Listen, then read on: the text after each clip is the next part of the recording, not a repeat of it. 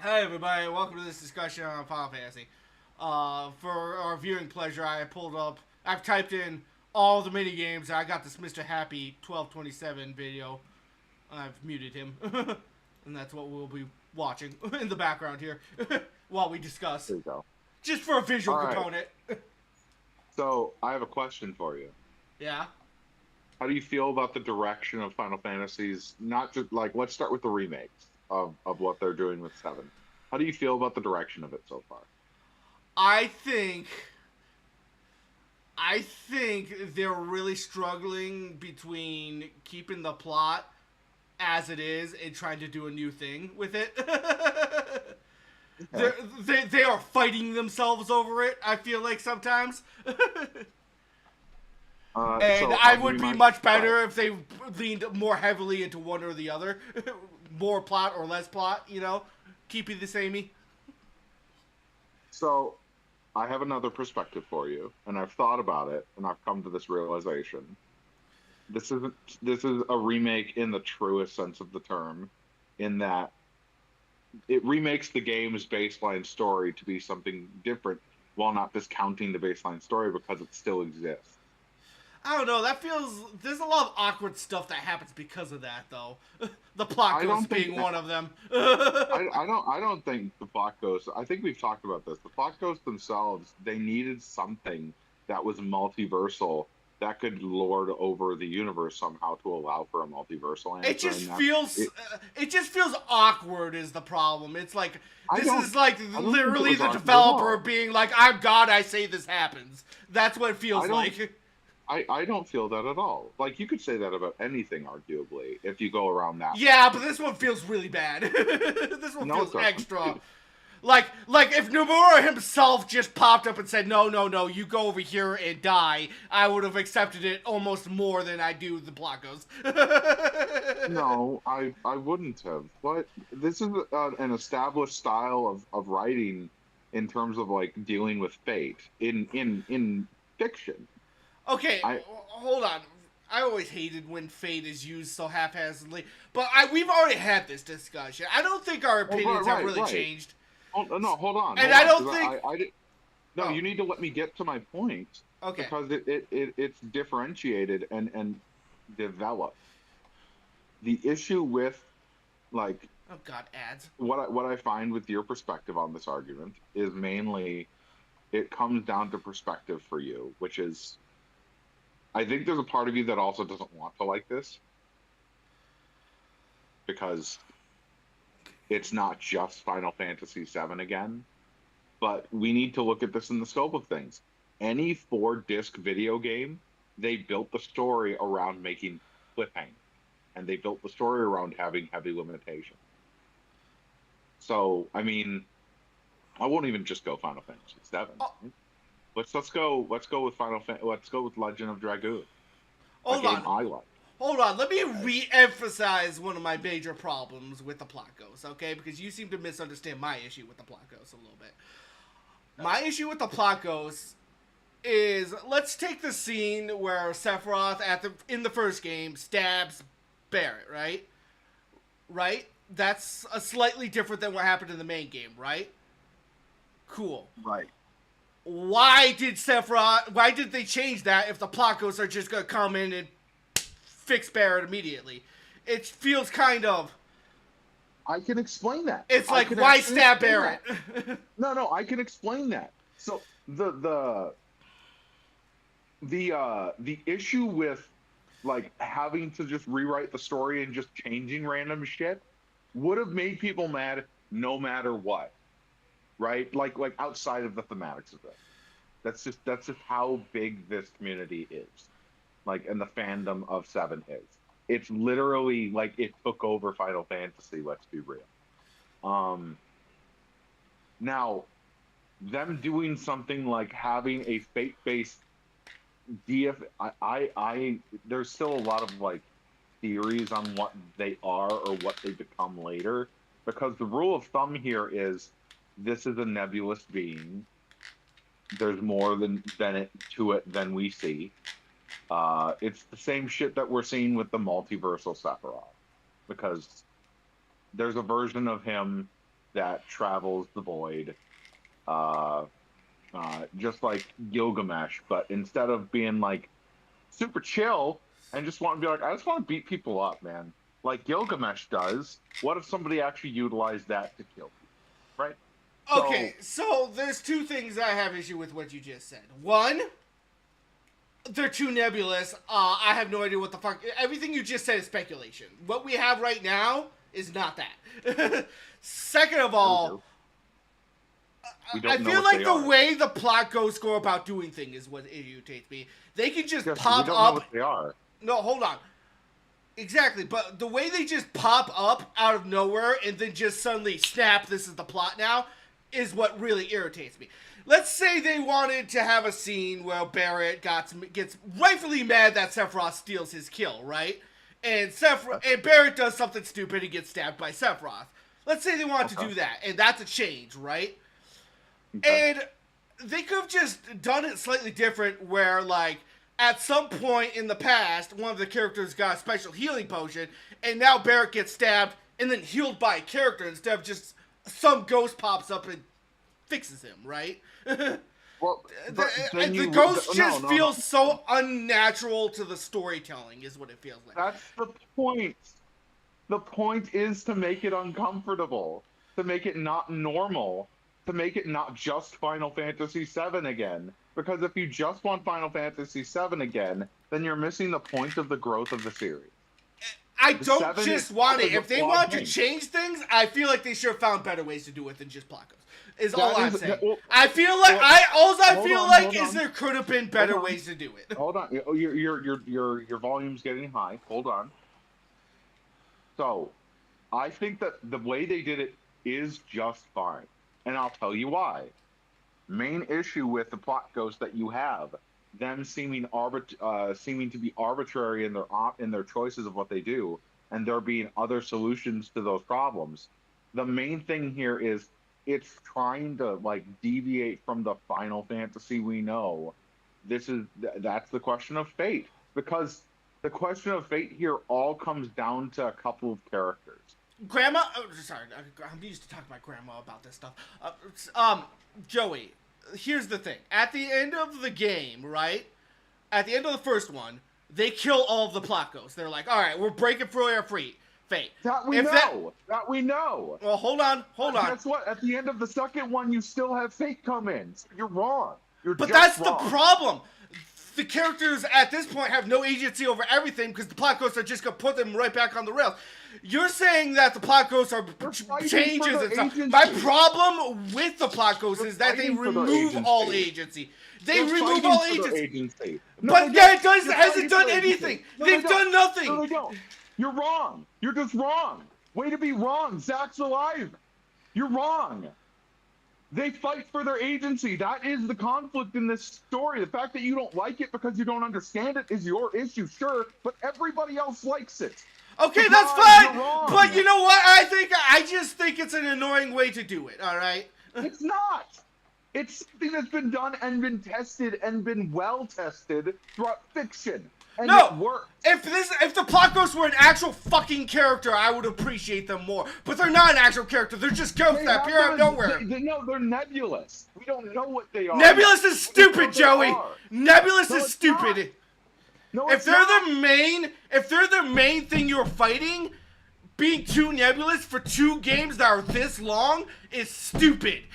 We have gone through 2 80-hour games, 160 hours of nebulousness, and we have gotten like no fucking answers on these guys. And that happens. Oh my god, that's what storytelling is. Sometimes you have to wait, and I get your impatient. Listen. I get your impatient. Hold on. Okay, let me re-put this a little bit, right? Okay. So, I made a mistake when I was a little bit of a personal mistake when I was at the beginning of the second game, right? Where I thought they were doing in media res. I hate in media res. It kind of spoils the game, whatever. But then it turns out it's just like alternate dimension stuff. I appreciate that. I recognize I was wrong. But that was the game changing things and revealing things as different and cool. But the thing is, we don't always know when that's going to happen or if it's going to happen at all. you are defending the ghost on things that might happen or might possibly happen, whereas I'm admonishing the ghost for what I see and what I know has happened. Okay? Right, but in their So, function, it's and been effective. and if the ghosts come back, they change it, they make it great, and the ghosts are fantastic in the last game, I will change my opinion. But until then, based on what I have seen, based on what I think, I don't think they've been effective. They were very effective in causing the plot to move forward and to give us a really good first game ending that we thought was, this is the No, because they didn't do anything. They stabbed the ghosts and then immediately the ghosts are back. It didn't do anything. No, they did a bunch of stuff. What do you mean? They kept people from being saved that could have been saved. What? No, they put them back on the plot. Those people were supposed to die. All they did was like... They did both. Jesse, they played with life and death. That's a lot. I don't know what you think a lot is, but that's a lot. Like, let me put it like this. If I didn't know Wedge was supposed to die, the ghost interfering with stuff would be a lot better. But the fact that I know for a fact that Wedge is supposed to die, and then the ghosts make it so that he dies, I'm just like, okay, that's just Nomura putting his hand down and being like, alright, Wedge is dead now because he's supposed to die. And that's what it feels like to me. See, and to me, what it feels like is... When they fight against fate, right? And they win against fate, and then nothing changes, that makes me feel like they're kind of wasting time here. No, it feels like they're not done. It feels like this is what I'm getting at here. The first game...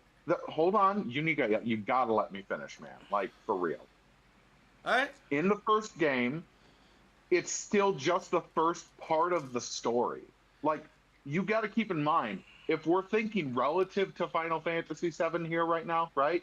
This is, I believe, even before the end of the first disc. There are 4 discs, Jesse. They're only making 3 games, but there are 4 discs. Yeah. They added a lot more context to the changes that they needed in the second game, sure. But the first game gave us a new what the fuckism is going on. Because your main issue initially was they kind of blew their load on Sephiroth. Although, to be fair, there's no blowing your load on one of the most recognizable video game characters of all time. Okay, again, I will fight my own opinion here. They did blow their load on Sephiroth, but then they showed that Sephiroth is still getting stronger, so the Sephiroth we fought at the end of... the thing I told you, again, if they change it and they make it good, that's fine. I'm just basing it on what I've seen, that, like, so far... it's about fighting fate, but fate has not been fought. There's been nothing so far, so it's like, alright. I mean, Rebirth's entire premise was Zack and Cloud in different dimensions attacking the fate of Aerith, and there being one that we could have survived, which is a victory, because originally all versions of Aerith died. It's just inescapable. One is a victory, Jesse. So, like, that's the whole point here is, and I was saying this earlier before you'd cut me off, is this is about a couple of characters fighting fate specifically. I don't know if we'll deal with Tifa's home getting burned down. I know that I don't know if we'll deal with Zack coming up with Sephiroth. I don't know if we'll deal with Genesis later, for fuck's sake, or Elgol. But that's the rush of these new additions and this introduction of the concept of fate and shit changing based upon people's actions through an actual fight, instead of just being like, I beat the big bad, fate's defeated, we win. They didn't actually defeat fate because they still had to combat it in a different format. They didn't have the ghosts necessarily. I think those were relegated to Midgard. They might come back later. And my expectation is if they introduce them in such a powerful capacity, rule of thumb here is the gun's on the table at the beginning of the book, they're going to use the gun. That's logic, right? There's definitely going to be a lot of changes in the third one. There were a lot of changes in the second one. There were a fuck ton of changes in the first one. Like,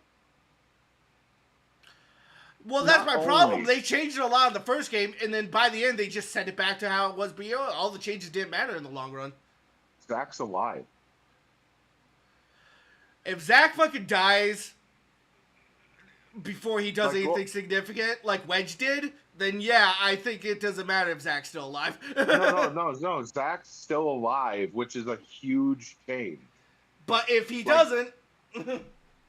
What do you mean if he doesn't? He's alive. Like that's just it. Zack died at the end of Crisis Core initially. He did not die in the remakes. That's huge, Jesse. Like, that's literally a sympathetic protagonist. The entire reason Cloud became who he became, the entire reason Aerith went on her journey, the entire reason Tifa went to train and join Avalanche was Zack. Let me put it like Because this. he died. Hold on. Let me put it like this. Let's say Zack dies again in the third game, and the game just ends exactly like it did. There's no changes in the overall story, just some stuff in the middle. I'd still be kind of annoyed by that. Sure, but now you're doing your own issue. You yelled at me about conjecture earlier. Yeah. So at the end of the day, So we why can are only you have doing our it? own conjectures, and why I'm worried. No, we can't. Hold on. You're arguing what I saw. Hold on. Okay. So you say Zack alive so that there's potential for good stuff. I'm saying Nomura has put his hand down on the scale just to make things back to the same. I'm saying it could go either way. I actually don't know for sure. I'm still excited for the third game. And I've said, like, during this conversation, if things go good, I will be happy. But I can also see they go bad. And the ways I see it go bad link back to the plot ghosts and how they kind of just force things unnaturally and annoyingly. Well, let's be clear. Force ghosts themselves are characters. Therefore, them doing something becomes natural by them. They're not characters. They don't even talk or do anything. They just do That's stuff. That's not the definition of a character. So let's go back though. The initial issue that I have with what you said, which is, but things went back to the same. I just gave you one of the most significant things you could do to change a story like that, and you immediately just discarded that. No, I didn't discard it. I said they could have. Yeah. No, not they could have. They did. Jesse, they did. He's alive right now. This isn't the thing he could have. In a different dimension. It doesn't matter. Jesse, he's alive. He survived. It's the same shit with Aerith. They changed something major. Okay, let me put it like this. They can travel dimensions. It doesn't matter anymore. I'm just saying, just like Wedge survived for a little bit longer than he did initially, it could at the end just not matter. It could. Well, very possibly it could just be that like Zack shows up again, does a minor thing, and then gets thrown out a window. Defenestrated like Wedge did. But who would purchase that? What sense did Wedge get defenestrated make? Hold on. Here's another perspective to have. Who would purchase that game? Who would want to buy that game? If that's the story that they think would sell, they would do it. But I'll tell you right now, Square Enix goes on a profit margin because they're in the red. Now we're looking at this from the fiscal aspect, right? They need to make money. They need to make people happy. If they do something dumb like what you're saying, they will not make money. Yes, and I'm sure companies, and specifically Square Enix, have never done anything done and shot themselves in the foot. Sure. I mean, with the Final Fantasy VII remakes, they've done nothing so far. They've only made money with those. And Nomura, while making Kingdom Hearts, has never done any weird plot shit that turned people off from his games. Nomura has never done anything like that. Hold up. You need to put some respect on that man's name. He's working around Disney for those games. I know. Like, okay, so then you don't. But he still made a lot of. No. He still did a lot of weird decisions, like, I don't know, putting important plot points on an entirely different system made by an entirely different company that nobody fucking played before. Yeah. Do you know why that is? Because Nintendo thought it would be the future. or sorry, Disney thought it would be the future. Disney is the arbiter of whether or not you get your Kingdom Hearts game on time. Okay. It's literally the issue with Marvel Infinite, Jesse. Look at what they did with Marvel Infinite. I'm just saying. Hold on, I'm just saying. You know, Nomura's been putting all of the plot points. Like, if you pay attention, there's a lot of plot points from all of the side Final Fantasy games coming into the remakes, right? That weren't in the original Final Fantasy VII because they didn't exist yet. And all I can think about with all these side plot points coming, showing up, is, man, it's smelling a little bit Kingdom Hearts in here. I don't think that's might start getting a little bit overly complicated. Hold on, I'm thinking about it right now. Let's start with 2. That one has an emperor who comes the underworld, becomes Warden of Hell. That's not anywhere in 7. 3, you just have an arbitrary final boss and final boss, so we don't know what the final boss is of 7 yet, so we can't actually say anything about that. 4, you have a evil person who became a good person who committed war crimes.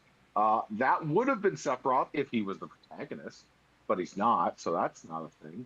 5 has a happy-go-lucky chocobo riding dude who goes on an adventure. I mean, Cloud is just not that. So 5's not it. 6 has a half Esper woman. Okay, so we have part Genova in Cloud, so we have that.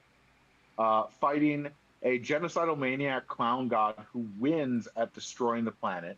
We haven't seen if Sephiroth does that yet, so we can't say anything, but there's potential.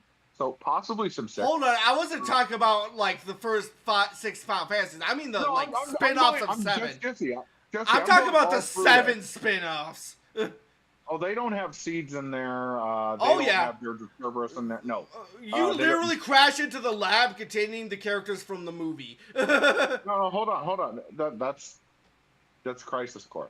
Hold on. Seeds is the one where you play as a Turk. That was their Fortnite game that they attempted to make. I said the movie. You said the side no, you said the sign content, and I said Seeds, and you said the move. No.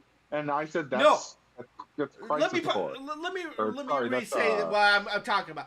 The side plots, like, you know, the side games of, you know, Final Fantasy VII, you know, Crisis Core, all that. A lot of the side books, remember how they have books, and remember the movie, which has its also own plot with its own characters and stuff. Advent Children, yeah. Advent Children. I'm talking about Advent Children.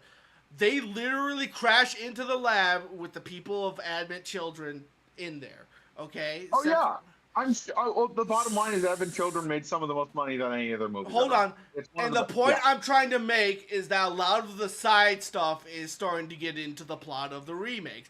And that is starting to make it seem a little bit like Kingdom Hearts, where the plot might be getting a little overly convoluted. Possibly. Well, we know where unlike Kingdom Hearts, we know where things stand continuity-wise a lot better.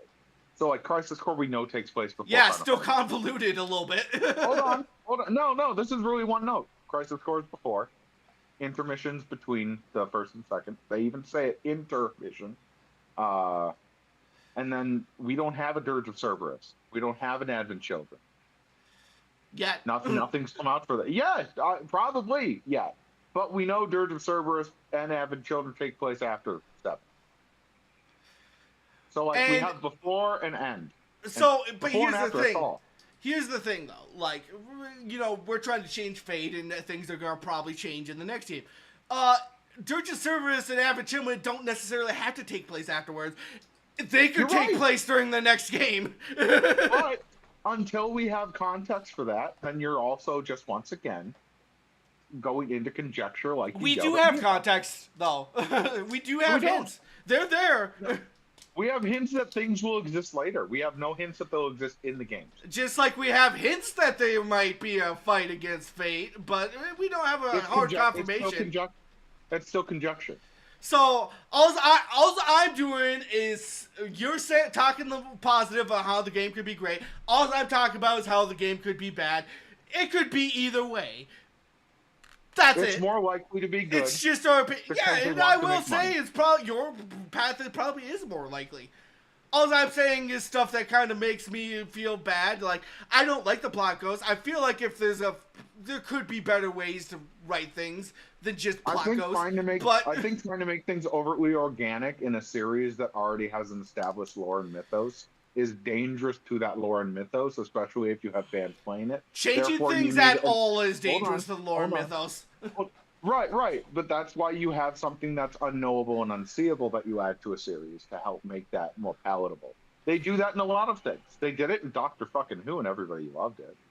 So I think for me, I think you could be organic and super obvious. I feel like the ghosts are just obvious without the organicness. All right, I think you could do both. They fit the thematics of just melancholy dread when somebody plays 7, because you always feel like something's gonna go wrong. I don't know. I feel like if you're gonna add ghosts to things, you could change any plot point to anything. Hey, why is Ganondorf fighting against his Triforce? Because a ghost appeared and told him to. Well, you know, it's like you can do anything with that logic. It's funny that you bring that up because we had that argument last time, and I know. Technically, there is a ghost that forces him to do things. Exactly. Well, at least the ghost in that one was better. Like, actually a character who then became a ghost. Those ghosts in the recent ones are just in Avid Children, not Avid Children, the remake. Are Jesse, I'll be honest. I would prefer a non-talking unknown being over somebody who just says any day of the week.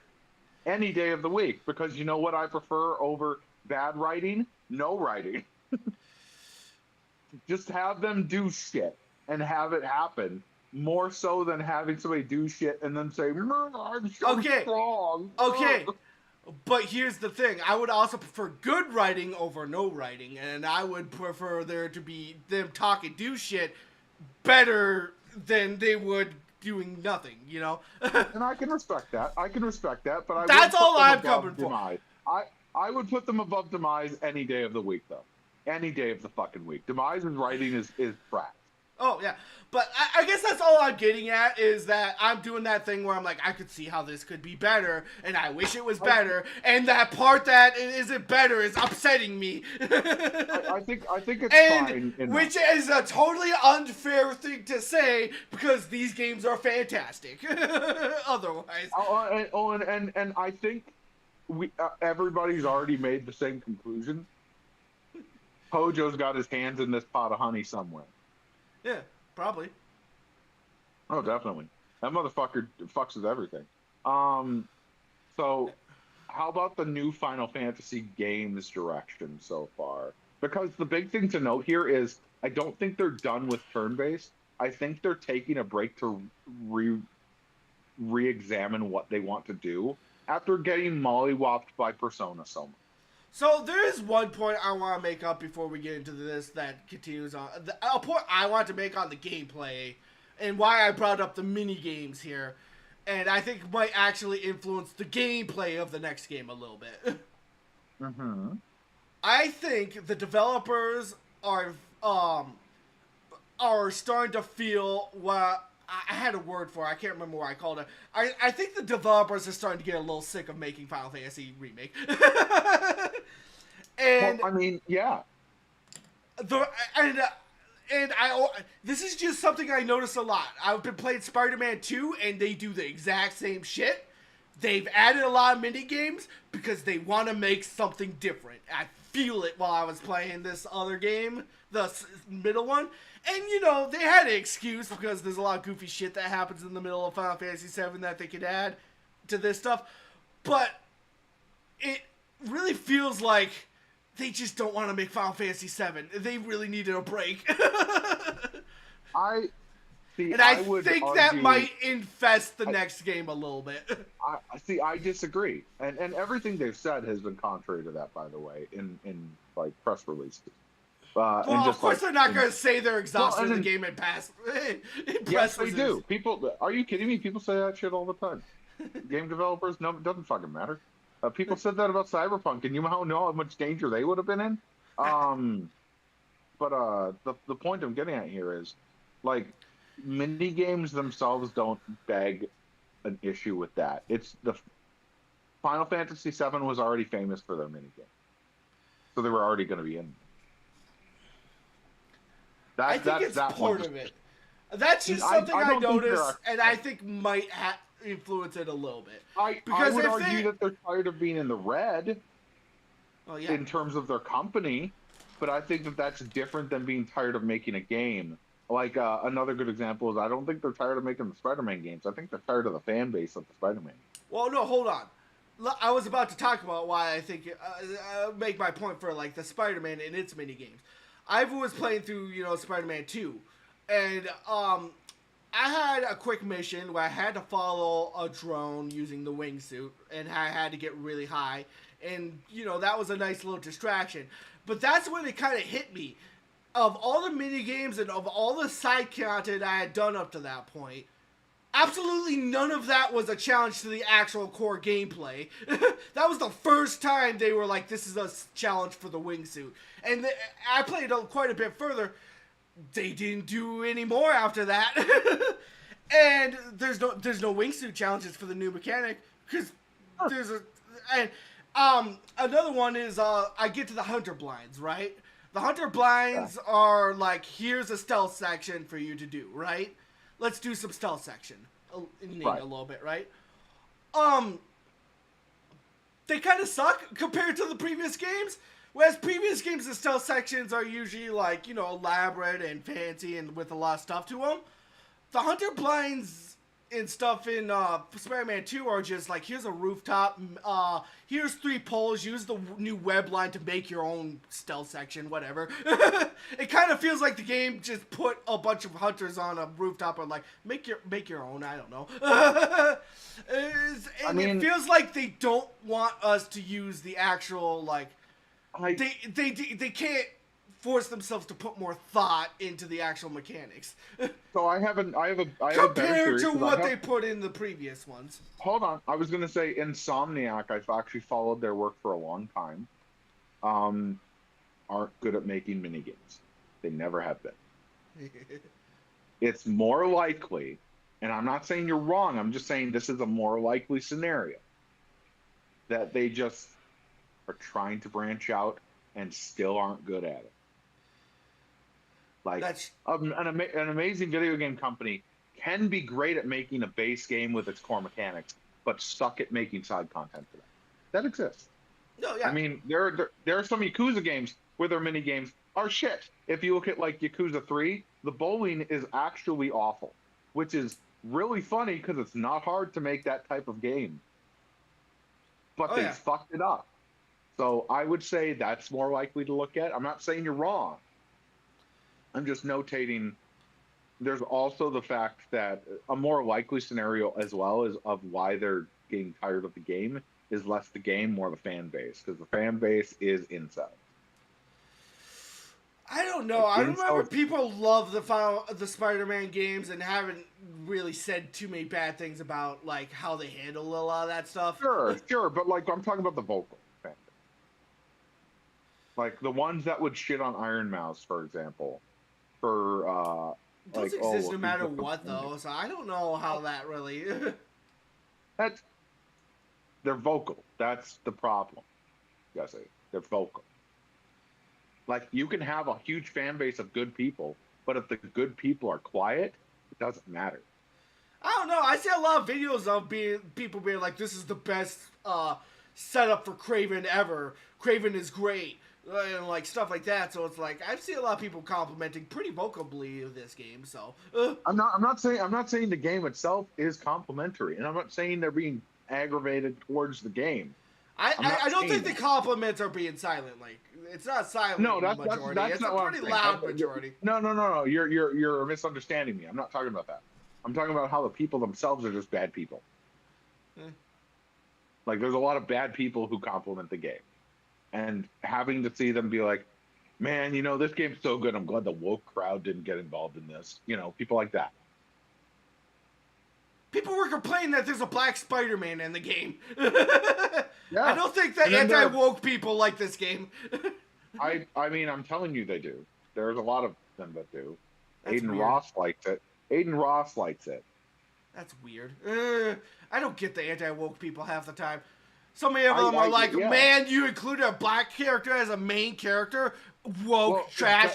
Here's this. It's better than having a vagina. It's better than having a vagina. You play as MJ in several missions. No. She kicks a bunch of Kraven's minions' asses. She's in her place and not as a Spider-Man. That's her place. She beats up several of Kraven's hunters. I mean, you're right, but she's in her place and on the ground. Yeah. I'm not saying it's cool. I'm just saying, like, it's the more likely scenario of why they're getting frustrated, because these are the people that will message them on Twitter. You know, I played through that game, and, you know, a lot of people were complimenting how well done Kraven is, but I played through the game, and I'm starting to think, and there are a lot of moments where I'm watching this, and I'm like, they're not making Kraven look good because Kraven is awesome. They're kind of making Kraven look good because everybody's kind of incompetent. There's a scene. Hold on. They do this a lot, but the first scene where Spider-Man is fighting Kraven, right? First man to man, you know, Spider-Man gets stabbed by Kraven, right? And it's critical. Spider-Man almost dies. That's how he gets the symbiote suit, right? The way Kraven stabbed him was such a like, Spider-Man, come on. I could have stabbed you if I was there. Kraven just had a knife in one hand, and then he did the old deflect Spider-Man with one hand, and like, surprise, I had a knife side. I'm like, Spider-Man, have you never fought a guy with a knife? There is a criticism as a comic fan that I have for Kraven here, and it is: do you know why Kraven is able to fight on par with Spider-Man in the comics? He has magic juice or something. Yeah, he takes magic juice. Give him the juice. Give him the juice. Have him beat the piss out of him and then stab him. It's fine. Well, here's the thing. They kind of hint that he might have had magic juice, but they didn't really. I haven't finished the game yet, so I don't know if they didn't. But he did not juice in the game, Jesse, and I know he didn't? it. Because, like, after he stabs Spider-Man, he's fighting with the person who currently has the symbiote man to man. So he's fighting the symbiote while Spider-Man's bleeding out. With no juice. That's so stupid. It feels less like that Kraven is awesome and more that everybody else just kind of sucks. Yeah, no, because because peak human conditioning would put Kraven. Like, if he was fighting them like Batman, I would understand, but he's not fighting them like Batman. Well, like, Kraven's like the melee version of the Punisher. That's something to keep in mind. Is Kraven is the melee version of the Punisher. Which they're both conditioned a little bit below Batman. They have had Punisher versus Batman before. He got his ass whooped. Well, I think another scene that kind of driving me a little crazy is the scene. This is really early, you know. Is the scene where he kills Scorpion. You know, before they show the scene, they show that Kraven was researching Scorpion and how to fight him, right? Yeah. And he got like rare antidote. Yeah, he got the rare antidote that makes him immune to the neuropoison, right? So he also just grabbed him. Yeah, he also just grabs him, and I'm just like, Scorpion. Scorpion has a super suit. Scorpion, you can do more than just venomize people, but they treat it like. Scorpion has super strength on the level of Spider-Man, and he doesn't hold back. So he should have tore Kraven's arms off. Mind you, they also showed that they were researching ways to tear through his super suit. So Kraven having a knife that could tear through the super suit also makes sense because they showed they were working on that too. But after the stinger doesn't work, Scorpion's just like, well, I guess I'm dead now. It's just like, no, don't stab me. It's just like, what? Yeah, that's pretty dumb. I mean, I get they need to like make him seem like a threat, but if they gave him the juice, it would have made sense. Literally, if they gave him the juice, or at the very least made him more like Batman using equipment and to like disable people before he goes for the kill, would have also helped. just either one, either the juice or Batman. Pick one and stick with it. And they almost make him like Batman, but they don't quite do it. They almost go the Batman route. But we've detracted now. My question was like Final Fantasy 16, for example. Oh yeah, I think that game's really fun. I think it's got a lot of character to it. It's definitely Game of Thrones inspired, but like the voice acting, the story, it's very sad. It's a well done story, and the combat's pretty simple, but also pretty fun and intuitive for like new and older players. But I recognize why they're doing action games nowadays for their main game. As I So said, you're not going to beat Persona in a turn based if you try to go head to head.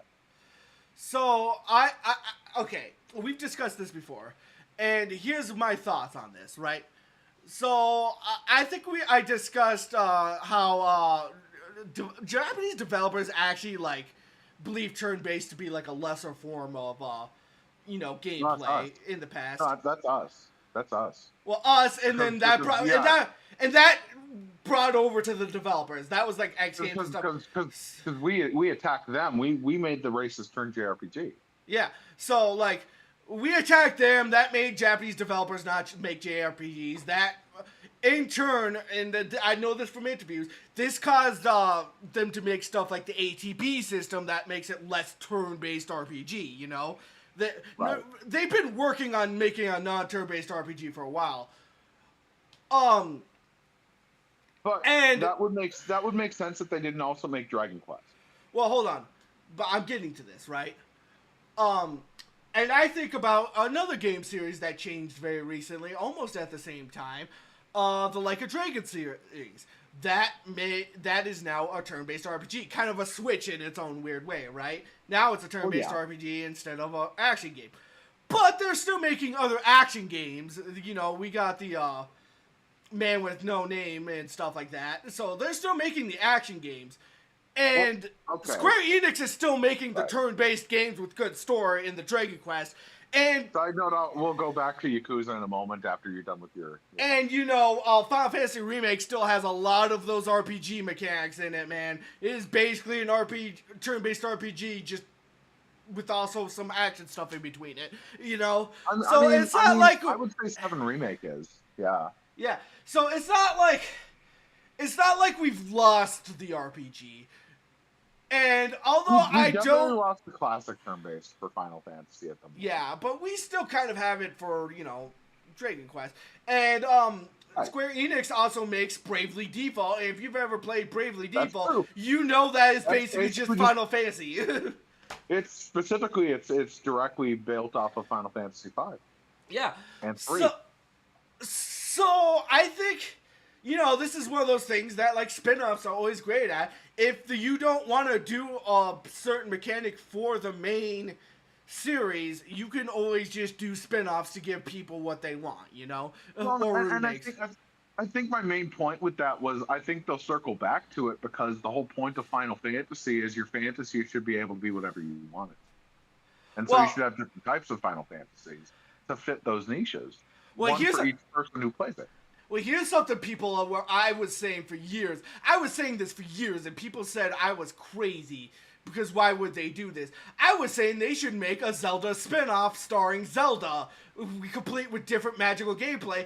I've been saying that for fucking years. You could quote me. A lot of people have said that though. I've been saying that for years, but I had people be like, it would be too much different. You can't just do that as a remake. I'm just like, you can just do anything as a remake. Not as a remake. Sorry, as a side game. I'm getting my words mixed up.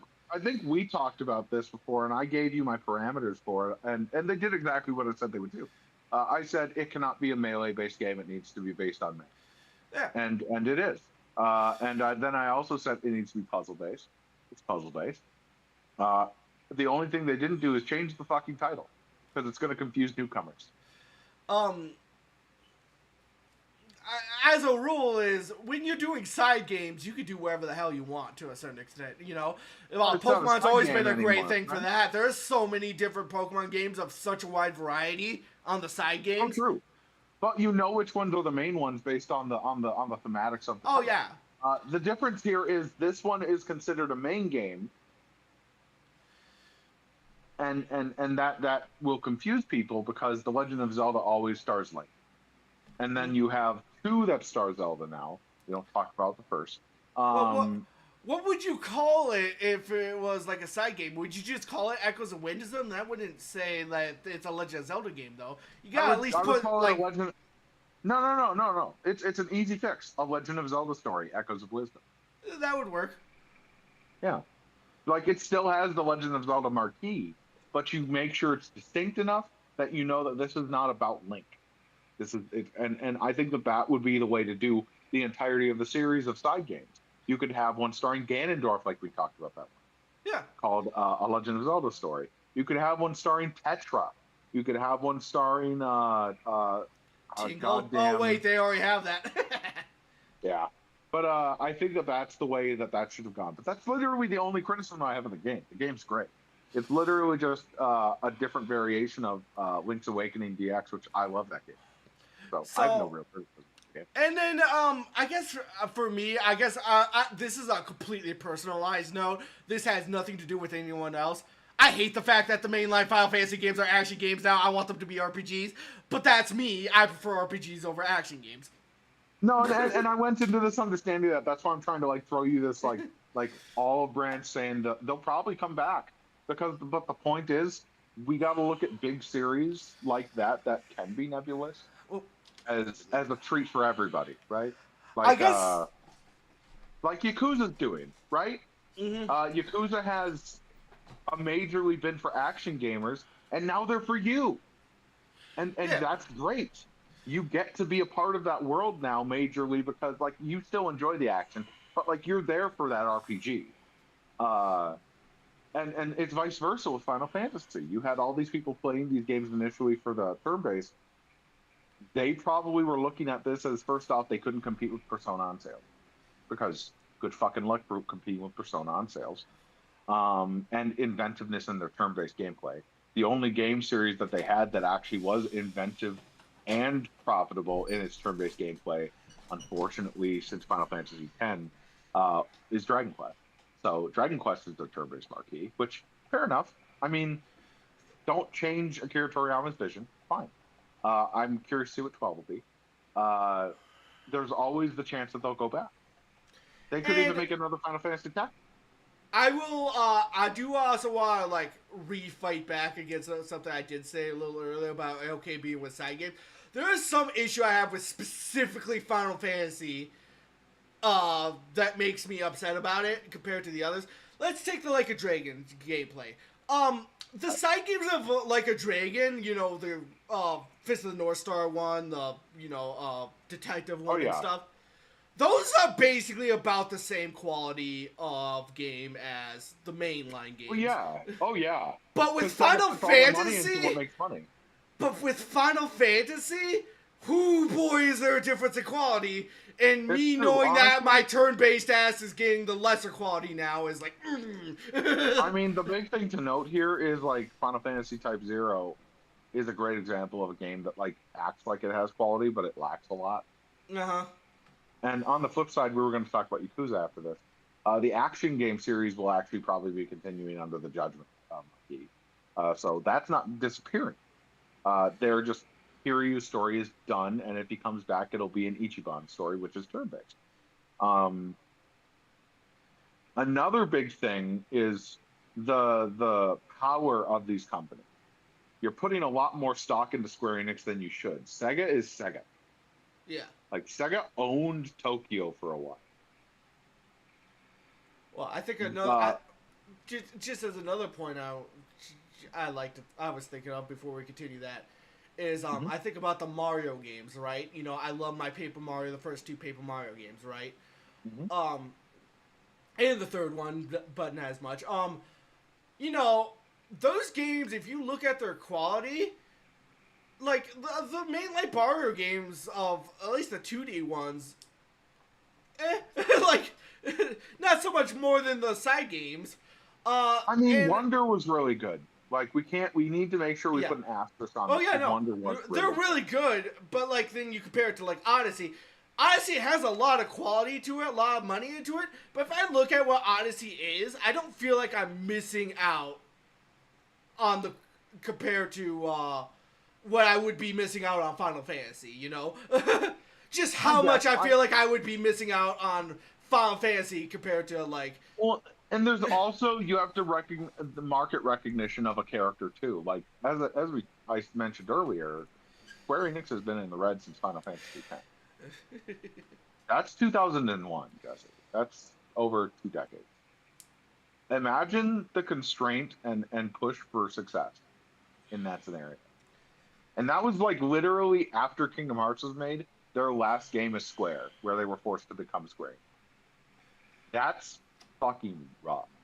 Then you have Sega over here, whose last time being non-profitable was 03. And then they've just been going up for 2 decades. To the point where they were able to buy Angry Birds. So, there's an interesting concept I like to think about. And I call it the why Pokemon should be a good fucking game for once, even if it makes them more money to make it shitty. Having a good game, like a really good main game, even if it makes you lose money, leads ways to people who want to play like the side games, right? It doesn't matter if Final Fantasy mainline loses money if it makes people hype enough to play and get the side shit. You know, buy the merch, get play the side games, watch the movies if they come out. Stuff like that. It's the loss leading strategy. You lead with the loss so you can make more money in the future, right? And I'm fine with that, except Square Enix doesn't always stick the landing because they oftentimes have so many bad projects full of shit that also loses them a lot of money.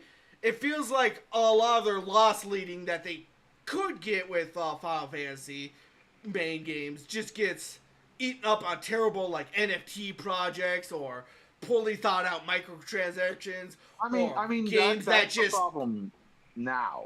But you got to keep in mind, this problem existed all throughout the early 2000s too. What would where the problems been?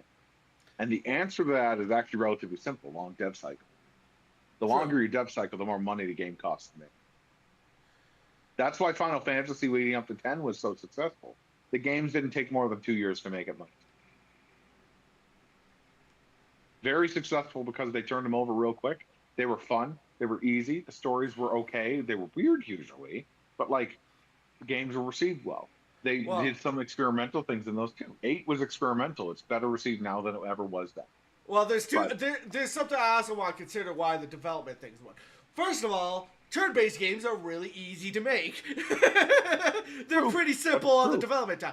Second of all, there's a certain scope tree. Have you seen how big the world of Final Fantasy 12 is? Jesus fucking Christ. Yeah, it's pretty large. With so many fucking secrets and so many stuff. It's a great game. I love it.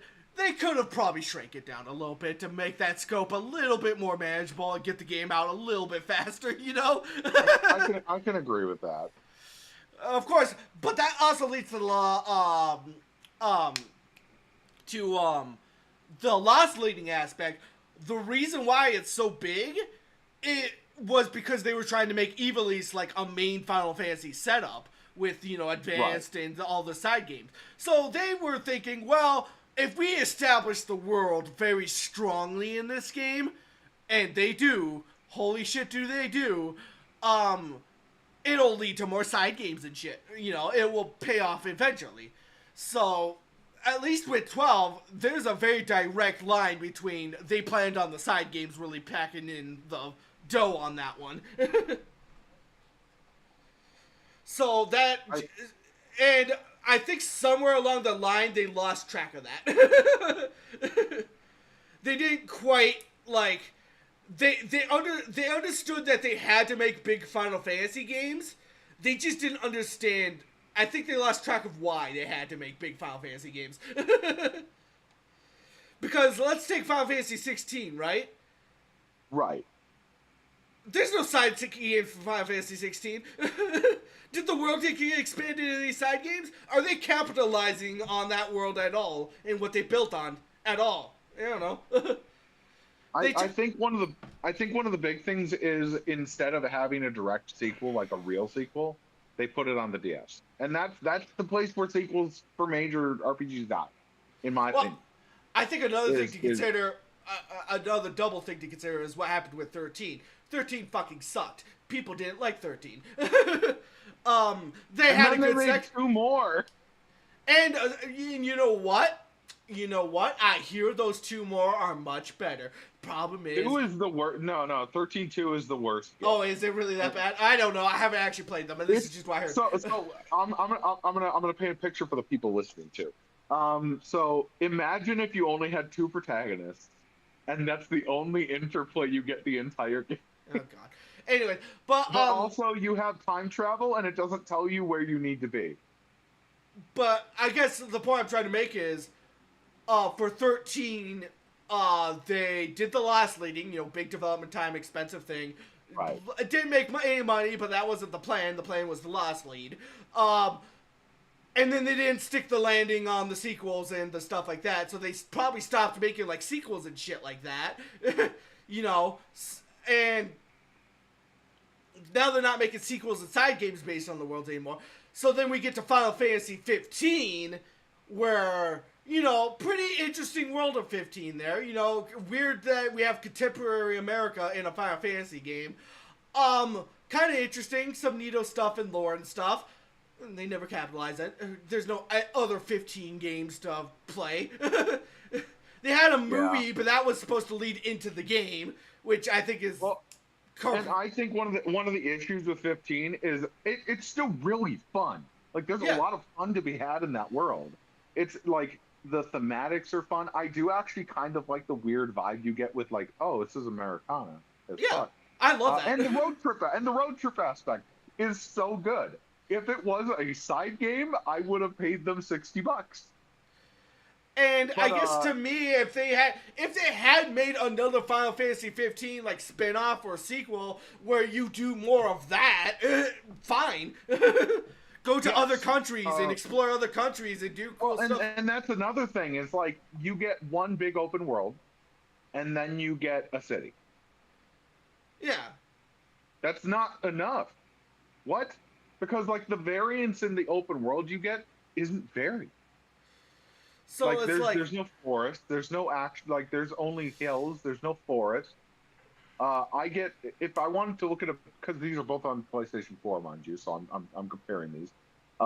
Assassin's Creed Odyssey. And you walk through the island to the upper left. That's a long island, right?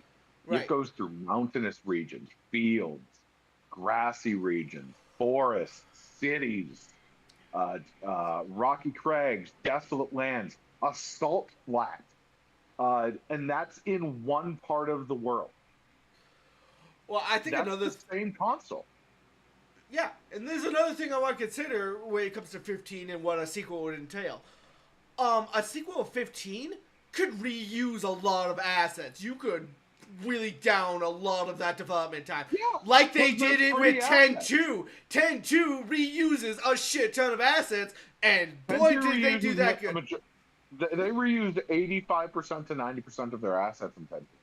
Yeah, actually, I think what they did with Vegnagun too. For those of you who don't know, Vegnagun is the final boss of Final Fantasy X-2. They literally just took a secret boss from 10 and were like, what if we just tweak it? Yeah. And that's what made it money. Being inventive, being interesting. Like, you can still make interesting shit with shit you've already made. And here's the big thing. That 20% that isn't reused is right on front. Those outfits, the animations during you fight, the character cutscenes. The stuff up front and in front of you is the new stuff. Whereas behind the scenes, like minor assets, some minor animations, those are what you keep, NPC models. Though everybody does acknowledge, what the fuck did they do to Blitzball? They ruined it.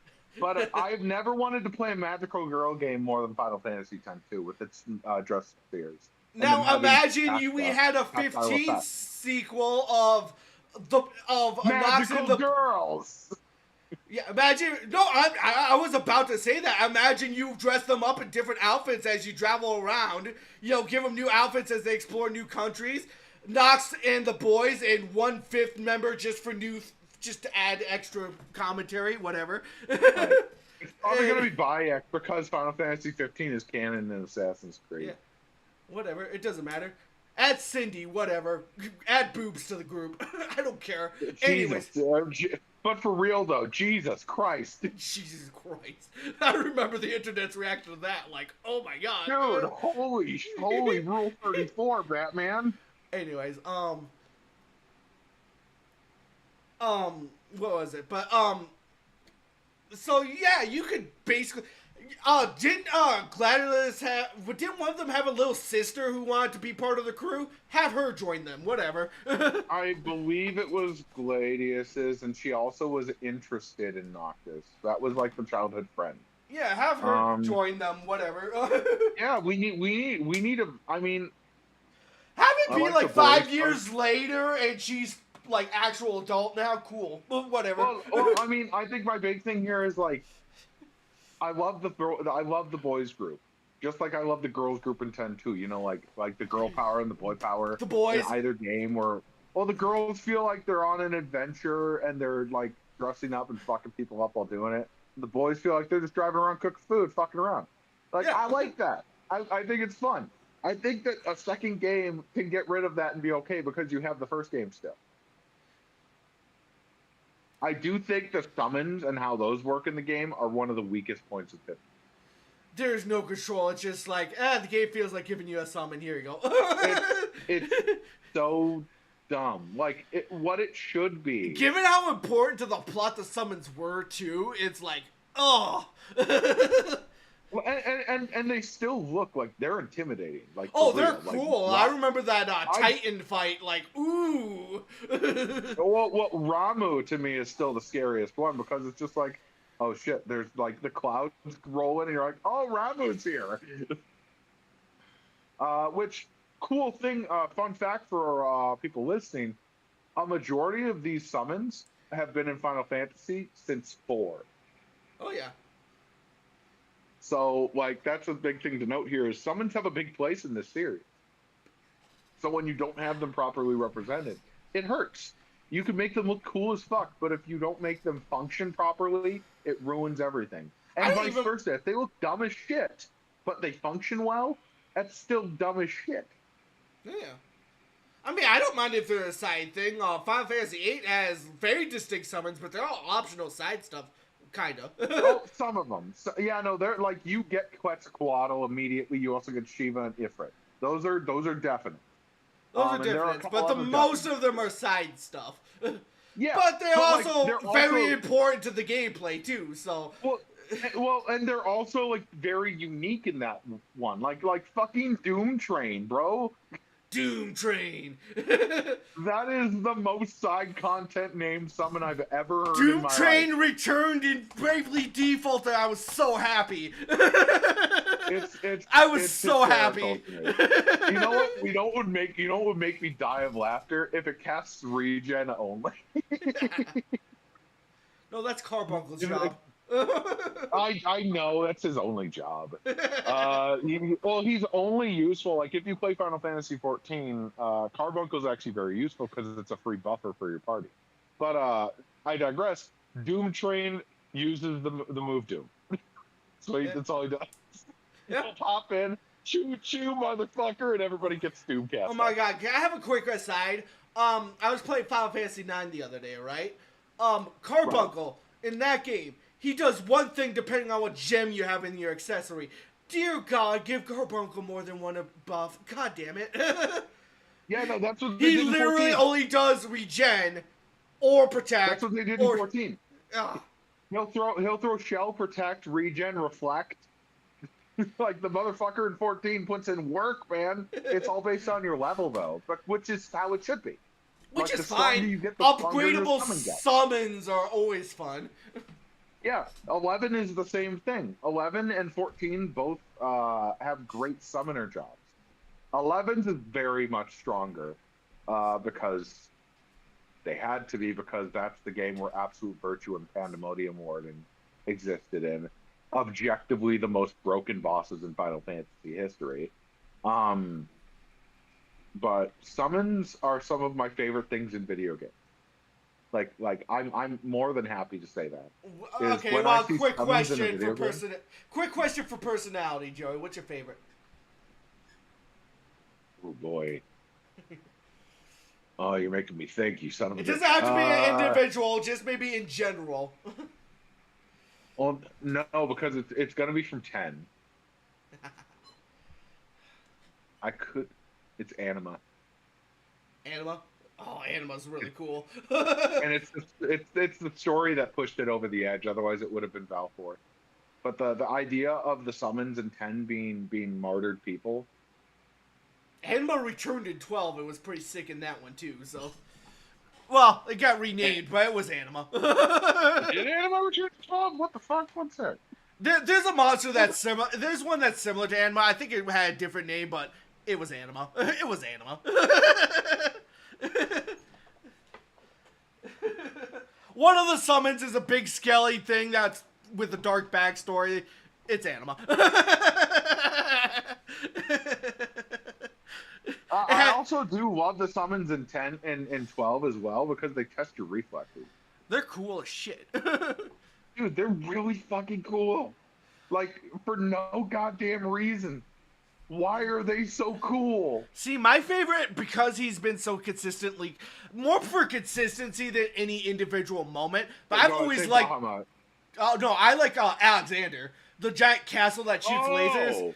Fucking dude, Alexander, every time he shows up is awesome. Alexander in 9 is probably one of the coolest summons I've ever seen. And then he gets obliterated by the overrated dragon. God fucking damn it. I mean, to be fair, Bahamut deserves that spot because he was in 1. Well, and he's usually a big deal when he shows up. So, he's the big deal summon. Oh, he's the big deal main summon, yeah. But like, as I said, Bahamut was the only summon in the first Final Fantasy, and his whole job was not to be a summon, it was to upgrade your class. He gets the role because he's been at work the longest. 14 decided to use him to reset the universe and remake the game as the plot point. That cutscene is awesome. You want cool Bahamut cutscene? Show him destroying 14. I also think the entire concept of there being 3 fucking Bahamut summons in Final Fantasy VIII is hysterical. Where it's like, okay, this one shoots a bunch of lasers at the ground and blows up a mountain. Okay, this one shoots a bunch of lasers from space and blows up a fucking continent. This one shoots a laser from the galaxy. Oh, that's almost as funny as the Alexander one, because when you draw Alexander, there's actually 2 options. It's Alexander and another giant robot that shoots lasers, but it's like flipped around, but the image is reversed, and it's why? I know what you're talking about. One of those is a secret summon in 9, and it's like a mech. You get a mech. But Alexander was also a mech, so, and that one too, so it's like... Alexander's always been like a castle that's mobile, but like different. Like yeah, in 8 he was the mech. In 8 he was a mech. They were the same summon, but like mirrored, and I thought that was kind of funny.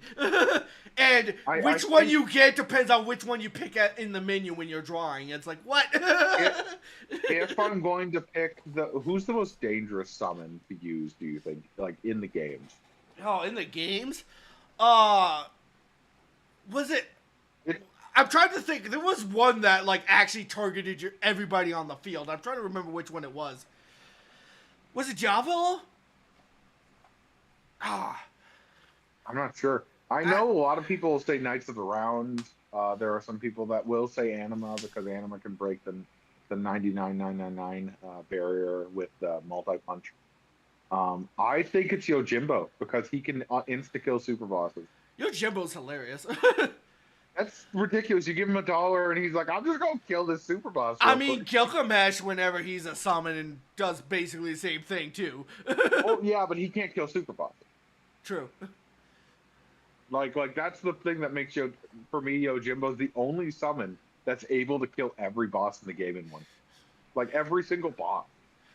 I swear to God, Yojimbo is just Gilgamesh in a different outfit. People have theorized about that. I mean, they do the same thing. No, Roughly. Yojimbo has 2 arms and he uses purely a katana. Uh, he's a pure Ronin. Yojimbo is a traveling warrior who takes weapons from people he beats. It is different. I know. Um, also, like it's God, that's such a cool thing in 10. The I Lost mean, Faith. in Final Fantasy 9, Gilgamesh is just a thief who loves cards and treasure. That's it. Well, yeah, but like when you put in line like how you figure out his first appearance from the void, that's when it starts to make more contextual sense with him because that's what he is. Is Yeah. he's a void traveler, which means our journey is different from his journey.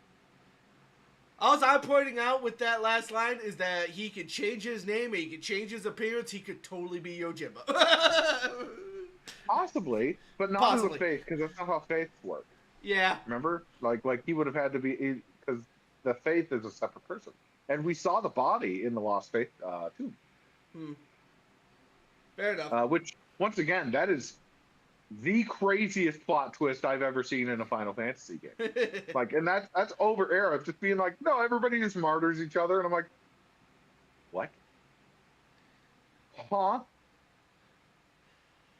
And then they followed up with, by the way, Titus, you're fake as fuck, boy.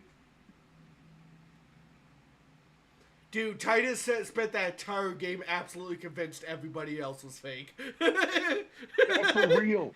For real. He's like, yeah, you not know about machines. Why do you not use machines? What the fuck's wrong with you all?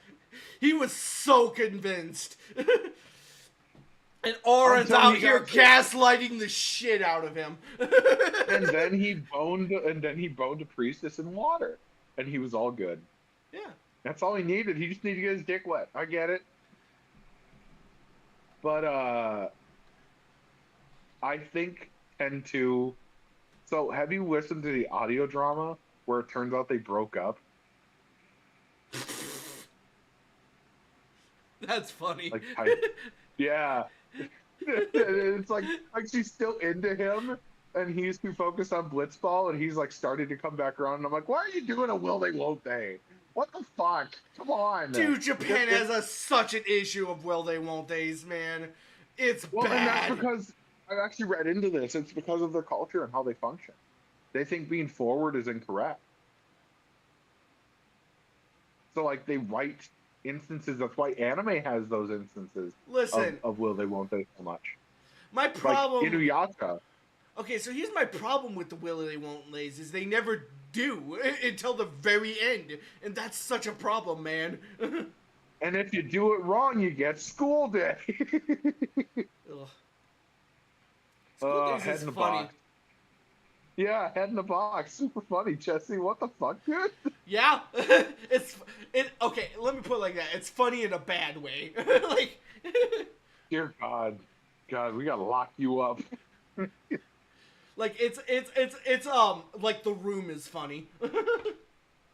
Man, like you know what's funny in the way of The Room? Not that it's Ghost Stories is funny in a room way. Ghost Stories is funny. Yeah, just like, wow. Well, because you know what happened, right? Yeah. They lost the rights to the animation, and they were like, "Well, we have it. We might as well just do whatever the fuck we want." And so they did. Really, I heard it was because they didn't think it would sell and nobody would pay attention to it, so that's why they did whatever. They lost the rights to it, so they just did what they could with it.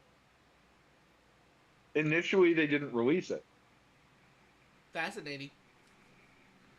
Actually, yes. There are some of the most prolific anime voice actors of the 2000s in there, and they definitely did not want that coming to light because they say some fucked up shit. Also, speaking of minigames, you see this minigame right here? Fuck this minigame. You have to know. No, you have to know what is about to happen in order to strategize around it. There is no general strategize. It's bash your head against it until you know everything that's about to happen and then perfectly counter it. Okay, so pattern recognition. I got you. Yeah, but I mean, it seems. God, tedious. it takes so long. Sure. I mean, I can agree. This type of minigame doesn't bug me all that much. Listen, I Uh, love a good strategy game. This ain't it, Chief. That's all I'm saying. that's fair. Like if I was to pick a minigame that I would say no thank you to, there are worse ones I've played, is all I'll say. Oh, there are worse ones in this game. But, oh well. I'll just go for Oblivion. Shadow fucking dropped. I didn't even know they were making that one. Of all the Yeah, they Elder Scrolls remade games they remade, why now Morrowind? because Morrowind is still stands up pretty well today. Oblivion is trash. People It love needed to remake. Oblivion. What are you talking about? It's Garbo. You play it today, it's like Morrowind. You can at least like fuck with the game's internal mechanics to do crazy shit. Oblivion, just crazy shit happens to you, and then the game crashes. I mean, I don't know if they fixed that necessarily. I mean, they built it in Unreal 5. They rebuilt the game. Yeesh. Yeah, 120 gigs. And they just shadow dropped it. No saying that they're doing it. Yeah, $50. Weird. A rare W decision. I mean, they could have advertised it a little bit. I mean, if they shadow Then drop again, it and then just say they're launching it, people are going to buy it in mass. That's actually pretty smart. true, the shadow dropping does add an air of mystery to it. Well, and it comes prepackaged with Knights of the Nine and Serpent Isle on it too. Well, yeah, that's just industry standard at this point, you know. Oh yeah, but yeah, they're calling it remastered, and I'm like, this is as remastered as like Ninja Gaiden 2's remaster was, which Ninja Gaiden 2's original game is 2 gigs. Small, right? Right. The remaster's 75 gigabytes. That might just be poor. That might just be poor compression. No, I played the game. I played it all the way through. They fixed fucking everything. You can auto cancel out of a dash. That's awesome. It's fucking crazy. They also sped up some of the slower weapons so you can keep like combos going, but like they weren't unfeasible, which is something I was begging for them to do. Because like I actually like Durgus Fang, the big swords you get in the Statue of Liberty. But it was just not a good weapon in the original too. They also made it so blood is everywhere and it sticks to them. Well, that's just. Well, because the original the original was purple. It was just purple shit, and it wouldn't stick to anything. They did take out the Buddha fight because this is a remake of Black on the Xbox, I believe, not Sigma on the PS3. But that only took out like one boss fight with like a Buddha statue in the city. They added a butt fuck ton of other stuff, and they're coming out with a whole new Ninja Gaiden. I'm not going to complain. Good game. Hard as ball. Oh yeah. Like they upped the difficulty of the enemies. The enemies learn adaptively to how you play.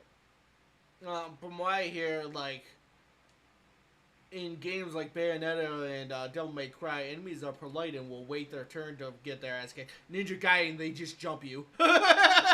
In Bayonetta, I'm not so sure because I've only played Bayonetta 1. In Devil May Cry 5, I know because Devil May Cry 4 and back, they wait their turn. Devil May Cry 5, you play at anything like near Devil Hunter or beyond. No, they won't. No, they fucking. They will juggle you. They will juggle you, Jesse. They will turn into you, and they will juggle you. And that's why I'm like, it's so nice to play as a V, because I can just slam buttons and stand back and get out of the way. Because it's a lot harder for them to juggle my character if my character disappears into the shadows. You know what I mean? But no, it more. I'm sure they have a point with Bayonetta. Bayonetta 1, they waited their turn. Devil May Cry 5, they did not wait. No, they Well, didn't. still only on the higher difficulties, though. I think in Ninja Gaiden, even on the Well, lowest difficulties, they jump your ass. oh yes, but I was saying like Devil Hunter's normal. So like Devil May Is that Cry is normal? hard as Oh fuck. yeah. Yeah, yeah, Devil Hunter's normal. I haven't played 5, Uh, so I don't know. I don't know your terminology. oh man, I think I know you don't like action games, but I think you like the feel of 5, like the constant movement. And honestly, how fucking goofy the story is. I do love goofy nuffs. It's so goofy, dude. You can shoot people with a banana arm, Get the ha ha funny pizza man. bro. You get the Mega Buster. Oh yeah. By the way, But you watched the anime? I refuse. I Why did heard they it put described Johnny in the? as. I heard it's a pretty alright anime if you've never played the games, which kind of makes me want to watch it because I've never played the games. They used Devil Trigger to announce Dante arriving. What? So, I don't know if you know this, but like all the characters have a theme song. So, Nero's is Devil Trigger. Dante's is Subhuman. Virgil's is Bury the Light. And nobody even fucking remembers V's because he's Virgil. um, I also heard that Johnny Young Bosch is playing the one playing Dante, and people can't unhear Nero. Because it was a bad choice. It was a bad choice to make him Dante. He sounds pretty close to young Dante. Don't get me wrong. But Somebody I watched mentioned Dante's voice is pretty easy to do. There's only like 5 wrong answers, and they chose one of them. legitimately, a wrong answer is Virgil's voice actor. Another wrong answer is Nero's voice actor. You could have grabbed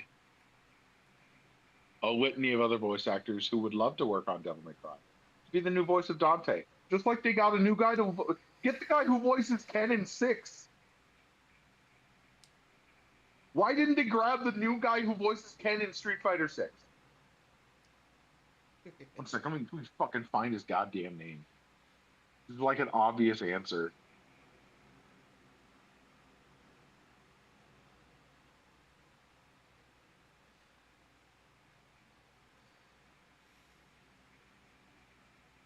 Kevin Matranga.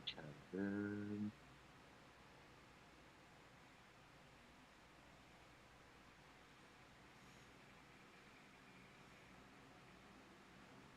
Yeah, non-problematic voice actor. What has he fucking done? Let's find out.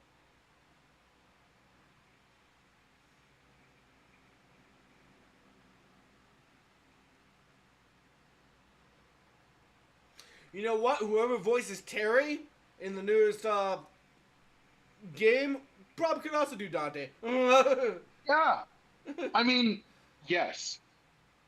Which, by the way, Fatal Fury is doing really well here. I hear. Doesn't surprise me. It's a great fucking series, and their last game was considered one of the greatest fighting games ever made.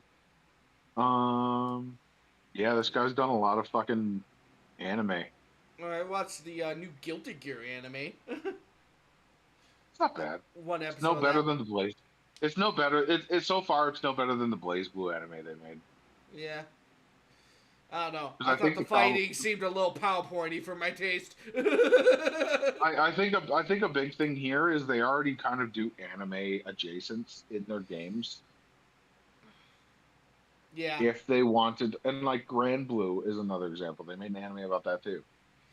I'm sorry, I'm seriously bothered. This guy brought Grassland's Wolf to fight the Shadow Blood Queen. You fucking piece of shit.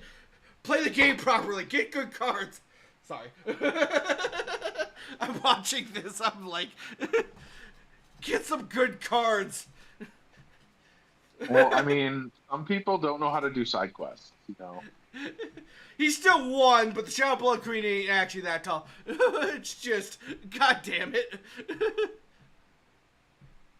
Get a real strategy, god damn it. What is strategy? Anyways. But yeah, man, oh man. I think uh I think Final Fantasy is going in a fun direction, but I don't think it's fiscally sustainable. Yeah. I think Sega's gonna keep making fucking money. You want to hear something crazy? I looked at all of their Yakuza based games or Ryuga Goto Yakuza based games. There are 24 of them, right? Yeah. How many of those do you think are remasters, remakes, or mainline? Not many. I think like Oh, well, there's the ones of the first 4 that they did. so how many of them are mainline? Do you think out of the 24? Of the main line, I mean, they just came out with the 8th one, right? So 8? Nine, zero counts. Oh yeah, 0 counts. Yes, I forgot about 0. 9. Okay, there are three remakes.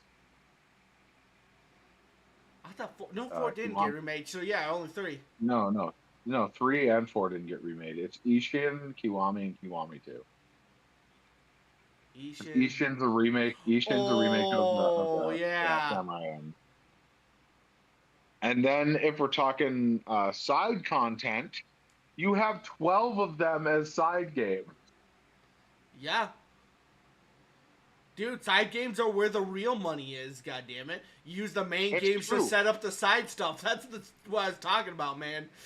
Well, Fist of the North Star did so well, like that the creator helped design everything for it and made it canon to Fist of the North Star. The creator of Fist of the North Star came onto that project and said, "This is canon to my story." Yeah? That's crazy to me.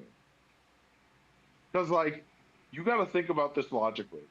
How many times has a legacy anime, like this is the anime that inspired Dragon Ball, right? That is factually what this is. Oh yeah. A legacy anime creator has come in and said, "Your content you made for me is so good, it's going to become a part of my canon." Yeah? Mm-hmm. I mean, Yeah. Dragon Ball Z Kakarot is another one that they did, like where that one was like it had such good like side content. Akira was like, "No, the things that happen here are canon because it fills in the gaps of Goku interacting with people from Dragon Ball because he never put people from Dragon Ball in Z very much, Yeah. but the game did, And I which guarantee was the you, if you don't think Goku wouldn't visit some of his old friends every once in a while. a million. He can fly. Of course he would. You kidding me? He's not gonna go see Ader. You fuck you. You gotta go see that goddamn Frankenstein's monster looking motherfucker all day. He's too nice. I'm just saying, Gohan's godfather might be an android. That is actually a good question. Who is Gohan's godfather and godmother? I think Piccolo just took that. He's just like, I don't care what the canon answer is, I'm his godfather. Well, I mean, he's definitely his guardian. I don't think he's his godfather. I think he's Pan's god. He was made Pan's godfather, though. That's canon. And we know because he picks her up from school and hits on teacher. Which is funny because he doesn't have a penis. I don't think he's doing it on purpose. I think he's just got that unknowing riz, man. Yeah. No, he got that riz, man. Did you see him with that backwards cap when he was learning to drive? That man's got game. Oh yeah. He is one of my favorite characters in Dragon Ball as well. When Orange Piccolo came out, I'm like, dope name, fuck yeah. Who would be the Godfather? Marlon Brando. Marlon Brando. uh, I would not be surprised if Hercule was Goten's. If all that happened. No, because Chi-Chi raised Goten alone. Goku was gone, so no. Well, Godfather That's just actually a good means that they take care of them when the parents are gone, so. Well, right, but it's assigned when they're born. Not always. Sometimes it can be a little take a little time. Chi-Chi's a traditional Chinese-styled woman. No, it's when they're born. She would not trust any of the Z fighters. She would trust Tien. I don't know if she would. Weirdly enough, I'm pretty sure she would trust Roshi because he took care of her father. True. And I don't just think never Roshi died. was ever a perv around her. Was he? Because you know how Chi-Chi is. She's like, I have to have good Yeah. influences around my kids. So if When Roshi... he found out who she was, he stopped. But when they first met, he tried to see it. Yeah, so I don't think so. Yeah. I think she wouldn't go for Roshi. She needs a good influence. So maybe no, because Bulma's got Vegeta around her, so she wouldn't want them around Vegeta. Oh, I mean, the big thing is Goten gets along with Trunks, so maybe Bulma and Vegeta for Goten. Probably.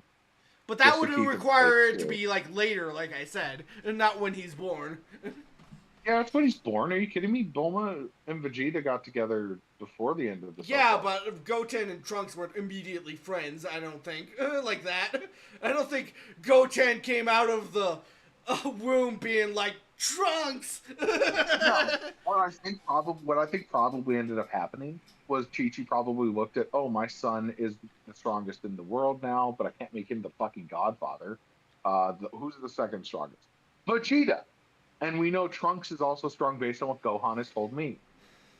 All right, and Bulma has money, Yeah, but and Bulma definitely would say yes.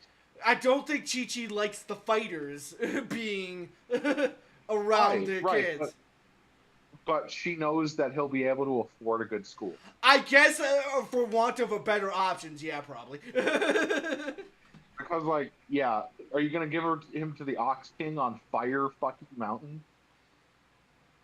Fighting Fire A mountain Mountain that isn't dangerous. And a mountain constantly on fire. Okay, Where but I his know schoolwork could Chi-Chi, burn. and Chi-Chi would probably think of, I grew up on there, I turned out fine. I could totally see Chi-Chi thinking like that. Right, but she didn't get to go to school. True. And her dress almost burned up there. Imagine if Gohan had to work on homework. And how's she gonna hire the guy who whips him to do his homework?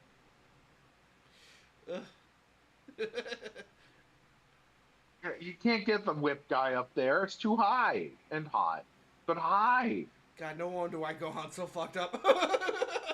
Dude, like, I tell this to everybody who says Vegeta's the best dad. First, Gohan does not intentionally beat his child. Second, the only reason Goku was ever, like, vacant from a position of being a dad is because Vegeta can't step up and be a hero. Every time he's given the option, he fucks it up. Goku had that one time where he fucked it up. There was an arguable method to the madness, though. There was no way he was beating Cell or anybody else there was beating Cell. Goku wouldn't have to beat Cell if Vegeta didn't fuck up. Well, that too, but like the whole Cell situation only happened because of Vegeta. but like factually, if Vegeta went, there's a couple what ifs here, right?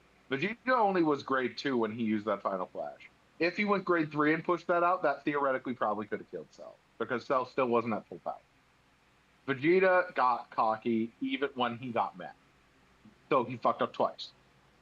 Goku gave Cell a sensu bean because he needed to give Gohan a sense of hopelessness, which is awful as a father, but he was not thinking as a father. He was thinking as, how do we get this to happen so the world can be saved? Unfortunately, the way that happens is mutilation of him and others. Because the only one strong enough to take on Cell there is Gohan. The hypothetical Goku with Kaioken on Super Saiyan only happened and was possible when he was already dead. I would also like to point out, in his human form, he would have died. As they explained in Super, the only reason why he could do that really in Super is because Super Saiyan Blue is just Super Saiyan in terms of strain. Like, it's just basically Super Saiyan. It's not like a super... No, that's not true. It's so... Toyotaro is kind of a really bad writer for Goku and his forms. First off, he's character assassinated Goku's battle intelligence to the point where Goku doesn't know what meditation is. Ugh. Oof, right? Yeah. But Super Saiyan Blue is basically... about Goku. God, I don't know. we had a major derailment, didn't we? At what point? Yeah, but that's okay. We're having a good time. No, We're having it's a good fine. time. It's fine. I was just thinking about that. I'm like, man, look at this Final Fantasy gameplay. Wait a minute. Well, I mean, I think we got some more points on that. You know, we didn't Yeah. stick on it too long. Yeah. But Super Saiyan Blue. So let's go with the forms, because this is where my knowledge comes in, and I have too much. So you have a movie specific one called False Super Saiyan, which is basically like heirs of it. It's all based in rage. You have no control over your body. Super Saiyan Grade 1 is when Goku and Vegeta go, before the hyperbolic time shift. That's Grade 1. And it's based in anger or emotion for a Universe 7 Saiyan, so like the main one. In Universe 6, they mitigated it to just being a tingly feeling in my back, because they don't have tails in that universe. They never lost their home planet of Sadala. There's a lot of things that are different. They were stronger naturally, but they also don't have the capability to go Super Saiyan 4 because you need tail. I would like to point out that Vegeta did piss off, what was his name, in order to get him to go Super Kappa? Saiyan. Yeah. Oh, Kappa. That was so Vegeta has these inklings of a great character progression that they immediately discard for dumb pride. And it's dumb pride because an intelligent fighter would put his pride aside when necessary. And instead of just being a bitch about it, like he tends to be. For example, you lied to me about Super Saiyan 3, so everybody could just fucking die during the fight with Super Boo. Wow, what a bitch. That was immediately after his noble sacrifice where he threw his pride away.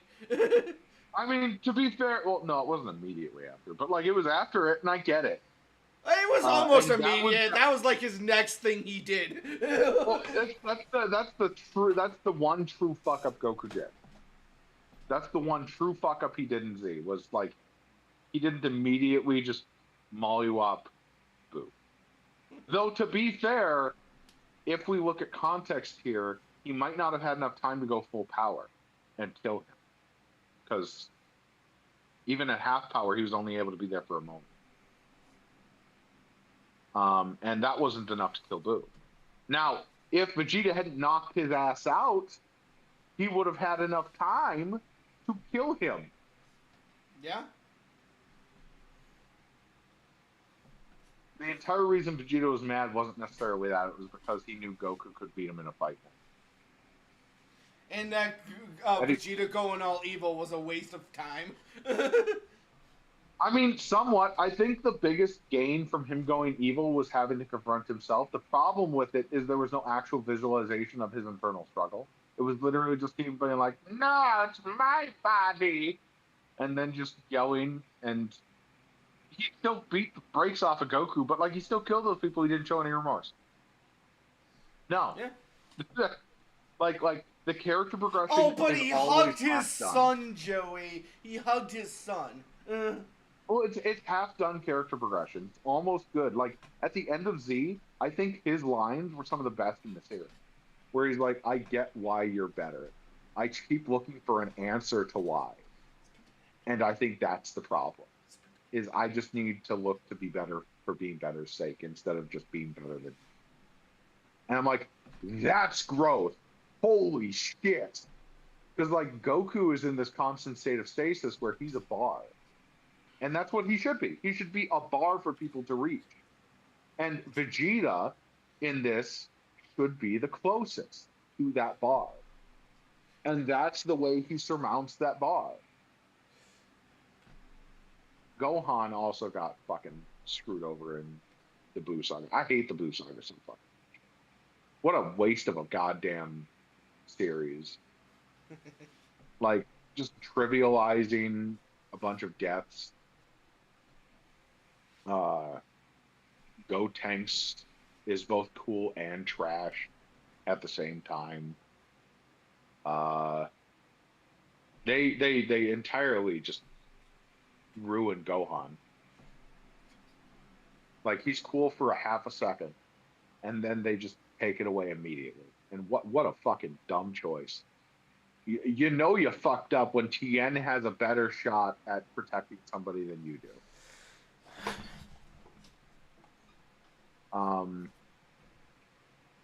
I think it's inarguable that the Cell Saga was nearly a perfect arc.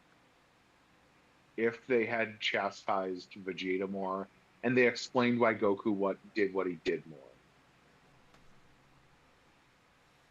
it would have been the perfect arc. Like it would have been one of those ones. But I don't think Dragon Ball has a perfect arc at all.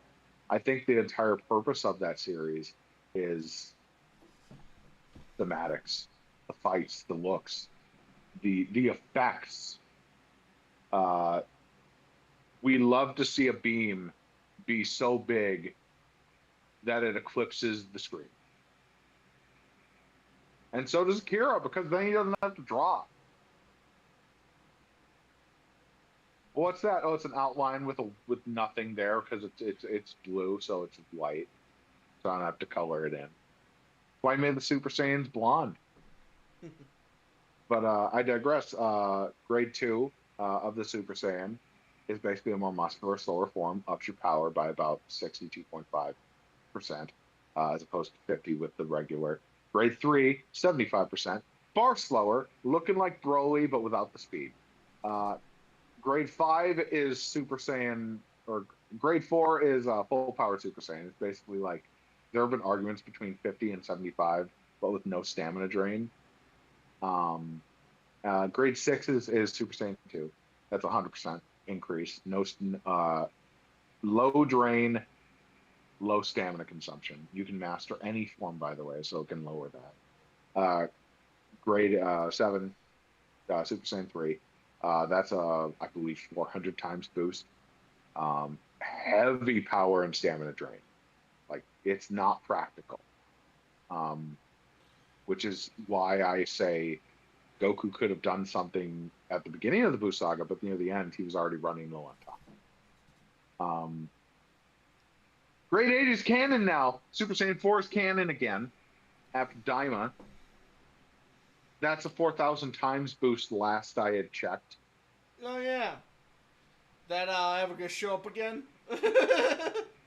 I don't know. They better figure out a fucking example of why it disappeared. Yeah, why didn't he use it during the Tournament of Power when he was struggling to maintain his super forms? He did it. I mean, Diamond takes place before Battle of Gods. Why didn't he use it against Beerus? I know, there was literally a moment where he's trying to show off all of his different forms to Beerus. And this is as strong as I can go with Super Saiyan 3. It's an easy thing to explain away, though. All they need to say is, I needed the power of the Demon Realm to access this without a tail. Fine, okay. But he doesn't know that he needs a tail to do it. Yeah, I mean, that one Namekian was helping him, so, you know. Yeah. Super Saiyan God is basically entirely controlled ki. So basically, you have full control of your ki. If it breaks out, it can harm you. But because you have control of your ki, this is one of my favorite forms, actually. Because you get some interesting abilities. You get, like, God Bind, which can, like, tie people up. And you see it in the Broly movie. And God Healing, which basically is a regenerative healing factor based around your godly ki. I'm sorry, Joey, can I have one more aside? I was watching this Chocobo racing here.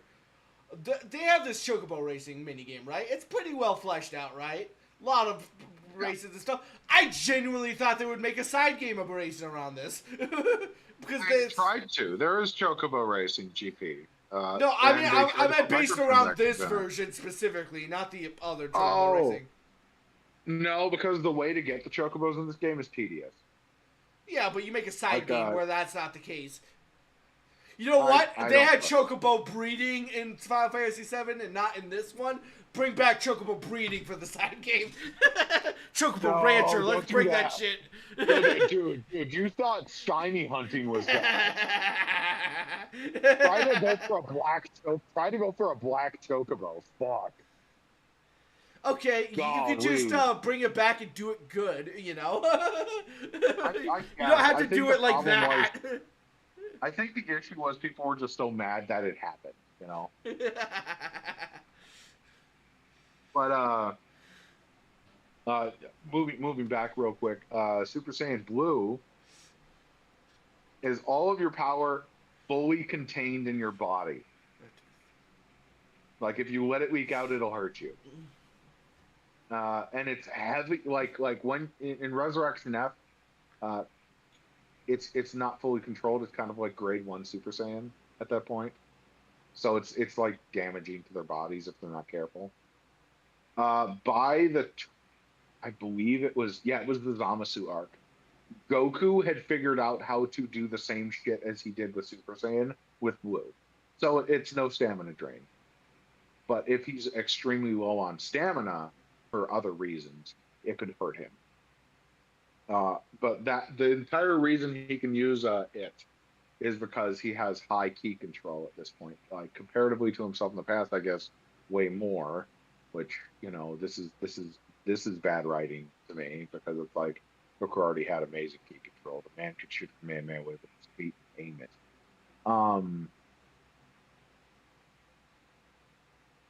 And then you have Evolved, which we don't actually know what it is because immediately after Vegeta got that, he got Ultra Ego, so he didn't care. If you go into the Heroes lore, though, like there's like evil key and all that shit, and like if you can control that evil side of you, like that works really well. But Super Saiyan Blue evolution, we don't know what it is. I've heard people theorize that it's a more effective version of Grade 2, because like there are forms that we allocate to characters, right? Like Super Saiyan is Goku's, Super Saiyan 2 is Gohan's, Grade 2 is Vegeta's, Super Saiyan 3 is Goku's, Super Saiyan Blue evolution is Vegeta's, God is Goku. You know, the characters that are like, we know them the best in that form, right? And we know that Super Saiyan Grade 2 is Vegeta's form. That's Super Vegeta, where he punched the piss out of the no-nose cell. So the reason people theorize that that is basically what he has hit is purely because of that. But the power boost is vastly different, like way bigger. So I don't know what the optics are on that. Toyotaro is pretty inconsistent as a writer, somehow even more so than Toriyama. And Toriyama doesn't even remember what he ate for breakfast when he. Because the big thing to note here is like there are characters, and he says it to Oda. I don't even remember who I wrote about last year. You can imagine that could be damaging to a long-running story. Oh yeah. So, I remember seeing that video, and you could see Oda's face just like sink as his hero just told him that he doesn't as good of a writer as he thought he was. well, because Oda's, I know there are a lot of people that think One Piece is too long, and you're right, but like you got to realize, even at the length it is, you need to give credit where credit is due. Oda has kept things so consistent. Okay, I want to defend one thing about One Piece real quick. The manga's actually pretty quick, all things considering. Very snappy. Well, it's the anime that's really makes things seem worse than it is. So what you do is you tell people that there are hour and a half episodes that cover an entire arc. You just have them watch them. That's kind of what reading the manga is like, honestly. Yeah, because like it takes a lot longer actually for the manga. A little bit longer, but not nearly as much as the anime. Not nearly because of the cover stories. You got to find a way to match up the cover stories because those are canon too, and that takes a while. And there's a lot of context in those that you need. But I think the biggest thing here is there's a man digging a hole back in the Alabasta arc, which is like I think around 100 episodes in. Yeah. And by the time of the end of Wano, you get a cover story where he has dug through to another goddamn kingdom. And this is right after the Lelouch incident, which I think, Jesse, do you know what that is? Vaguely. I got to the end of Wano and started Egghead. Okay. I don't want to spoil anything, but basically, if they have to leave Alabasta for any reason, there's a path. Yeah? That's funny.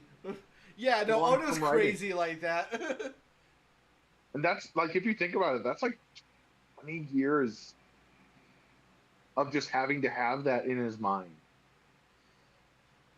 Because Yeah. that was written 20 years ago. Absolutely insane that he did that. Honestly, underrated writer. Like, sure, Luffy doesn't change too much. That's fine. The point here is, Luffy changes when he needs to. no, He's changed really one time, and that was after Ace's death. This is the one time he changed, and that was because Luffy is. You remember what I said with Koku? A bar. Yeah. He's a bar, metaphorically speaking. And the big thing here is a lot of the Straw Hats, outside of major events happening, don't change, because what they are is they're an infliction upon the story. You inflict them upon the story to move things along, and the reason it works is because their core personalities are already so endearing and ingrained and well formulated, and their histories with each other. Well, it also helps their plot in the story. You know, being pirates, they go to the problem. Whereas you compare that to Dragon Ball Z, where the problem oftentimes goes to them. It's like, And that's the benefit of an adventure series is when Dragon Ball first originated, they didn't have problems come to them. hold on, you're starting to get quiet again here. When Dragon Ball first started, uh, they didn't have that issue. Joey, your microphone's starting to do the thing it did at the beginning of the last episode. I don't know what's causing it. I have no idea. Hello? There we go. Now you're clear. But I think a big thing to note here too is Dragon Ball didn't start out like that. Dragon Ball started out closer to One Piece in its storytelling. That's true, and notably, Goku gets training, but he's more or less the same person for a lot of it. Yeah, I mean, he's a heavily sheltered young man, which just is what it is. I mean, you live on a mountain long enough, you're not going to know anything. But there's also the fact that Goku travels the world to train. It's adventure, and the adventure is what you're there for. I love Dragon Ball Z. Don't get me wrong. The thematics of it are some of the best things I've ever enjoyed in my life. I've always liked Dragon Ball more because of the adventure. Well, how do you feel about Daima? I think Daima's alright. I think Daima's pretty good. I enjoy it. I think if they were going to do the Kids Again story, it was a good idea to weaken them much more significantly than they did in GT, because then why make him a kid? That's true. He didn't seem like by the end of it, he didn't seem all that much more weaker at all. No, but at the end of GT, he was far stronger than he was at the beginning of GT. That's what fucked with me. At least with GT, when he got Super Saiyan 4, they showed it like reverse the curse. With Daima, he gets 4, and it's like he's still a kid. Yeah, I mean, and that's what should happen. Is your Super Saiyan transformation doesn't age your body up. Like, this isn't like a Bankai in Bleach with like Toshiro hits Gaia and doing his fucking, my ultimate Bankai has to force my body to be at the proper age. And I'm like, you're like 60. Because they age slower. Yeah. Oh, But, some of the Spirit Reapers are hundreds of years old, man. I know, that's why I think that people shipping Ichigo with Rukia are fucking creeps. Because she's about 150 by the time of the series, and he's 14 at the start of the series. Oh, yeah. Fucking creep. The same reason I don't like Inuyasha anymore. Man's 150 and she's 14. That's not even the worst one. Inuyasha's brother. Yeah, I'm gonna raise you 8-year-old girl so you can hold my babies. Holy shit. God, Yashihime's a fucking dumpster fire. Like, I can manage with Inuyasha because, like, Inuyasha doesn't do anything to the girl until she's an adult. And, like, they don't even start out as, like, I'm gonna raise you or anything. Literally, the power dynamic is I'm gonna enforce you to do shit. And I'm like, wow, I really wish I could slap that young girl. She's doing some fucked up shit to that young man. And then I realized he's not a young man. But, like, I can manage that, right? But Yashihime is a step too far, baby. Holy shit. Not only are you showing me this guy raising this little girl in the previous series as a father figure, you're gonna cut to the future with her having 2 kids with this man who was her dad. It's so bad. Yucky. Ugh, that is Twilight energy if I've ever heard of it. So, I understand, Inuyasha's a romance thirst trap. There's some thirst traps that maybe you just leave to hentai. And even then, that's a little creepy. It's Twilight energy because, like, not only did, like, Edward want to fuck a high schooler, but the werewolf wanted to fuck the high schooler's baby. Oh, yeah. I imprinted on her, that makes her mine. Like, that's ew. And it's factually a self-insert of the author. Oh, yeah. Same thing with Inuyasha. Factually a self-insert of the author. No, thank you. No, thank you. Sailor Moon was almost a step too far for me. But at least Tuxedo Mask was 17 and not 150. Tuxedo Mask went to the same school she did. So it's like... That's morally acceptable to me. Because, like, you can, like, date in high school and wait to do anything. Listen, a 14-year-old dating a 17-year-old is whatever. That's only a 3-year difference. As long as it's a little weird, but whatever. As long as they don't do anything, I'm fine. Like, you need to wait until things are acceptable to do things. That's all. But, like, Ichigo and Rukia is gross. I think Orihime was a very good choice for her because she mellows him out. Because Ichigo's very intense. I think they honestly, if they wanted to, they didn't even need to have a romance option for him. It's the same with Dragon Ball. You didn't necessarily have to put Chi-Chi with Goku. But Akira was going to make another series, and it was going to be about Gohan initially. That was planned from the start. Oh, yeah. Was to groom Gohan and have Goku's story end with the Frieza saga, with Goku dying. Which is why the initial wish for them to bring him back is we can't bring his soul back here or whatever the fuck. But yeah, no. GT reeks of wanting to be Dragon Ball with the adventure. I'm sorry, I thought about this earlier, but I didn't want to interrupt. Man, we really went on a huge jump from Dragon Ball to child grooming, didn't we? I mean, anime has that issue, though. Like, that's I know. Like, two of my favorite two favorite anime are created by, like, fucking P-Files. Oh, I know. It's just one of those things. It's like, you know, I was watching Toriko. I'm like, man, these big buff guys are really thirsting over this little boy a lot. But you know what? It's probably just in my imagination. And then it turns out he's a pedophile. And I'm like, But then I looked up Komatsu's age. The guy's like 35. I know he's like 35, but that don't make it what he looks like, man. I don't think he looks like a kid. I think he has the face of a man.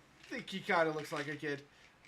Right, Let me I put it guess like I- this. Let me put it like this. You know, I wasn't worried about it because I was like, well, whatever. It's probably just the art style or whatever. Until I learned he was a pedophile, and I was like, then I recontextualized my way of thinking about it, you know? See, I think the one that worried me more was Rurouni Kenshin.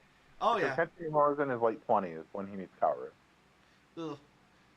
Yeah, and she's 14. Ugh. Yeah, I don't like it. I'm not a fan. Like the doctor lady, she's around the same age as Kenshin, so I'm like, oh yeah, ship them. Totally. But nah, that one in context. To be fair, if it's a period piece and he wasn't a pedophile, I'd be less upset. But it's a period piece and he's a pedophile.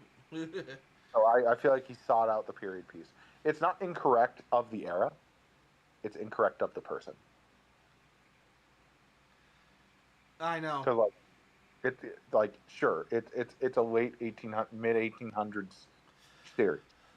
Well, I think fucking another cool. one to also consider is, like, if these were historical people and that happened, I'd be like, well, I guess if you want to be historically accurate. But Kenshin and this girl are, like, They're new fictional. people. Yeah, no, Yeah, they're that makes it a fictional. little bit challenging. So you have to could tease have that just out. made them the right age, you know? That's true. That's true. You know, I never thought of that too. Is like as a fictional character, you have agency over what you do here. You didn't have to like stick to every single norm, because if you look at the sword style he uses, that's not normal. If you No, look it's at how not. he interacts with leadership, that's not normal. You know, if you're gonna pick and choose your norms to stick with, that's one that you probably should have differentiated on. I agree. You know, it's fiction. You can mess with stuff. You know, I don't think there's a swordsman who could really realistically do what he does with as injured as Shishimaru. What was his name? The bandage dude was. I don't think somebody Shishio. can fight. I don't think people can fight like Shishio does, man. With the injuries Shishio has. And Shishio can just generate fire. That's another thing. Is like, are we in the magic world? What? Like, Shishio as a whole is not a realistic person. But like, there's also the aspect of like they tried to bring realism into it with the epilogue, which is still running, by the way, because the guy's out of prison. Which, by the never mind, he didn't go to prison. He just paid $1,000 and he's fine. Yeah, that's frustrating, isn't it? Did the Toriko guy go to prison? I know somebody went to prison. No, neither of them went to prison. The Lost Horizon creator went to prison for tax evasion. Really? You know what? Speaking of reading the series and having it make sense, that actually weirdly makes sense for the creator of Log Horizon. Yeah, if you've read Log Horizon. A huge gap. Yeah. But the ending of or the epilogue that they're going on, where Yahiko is the main character of Rurouni Kenshin. Kenshin needs to walk with a cane because of a story element earlier on where his master, who is big and buff, told him, your body's not built for the Mitten Hitsurugi style. It will destroy your muscles. And it did. And I'm like, wow, you're going to pick this to be realistic on. Cool. Love it. Yeah. Great.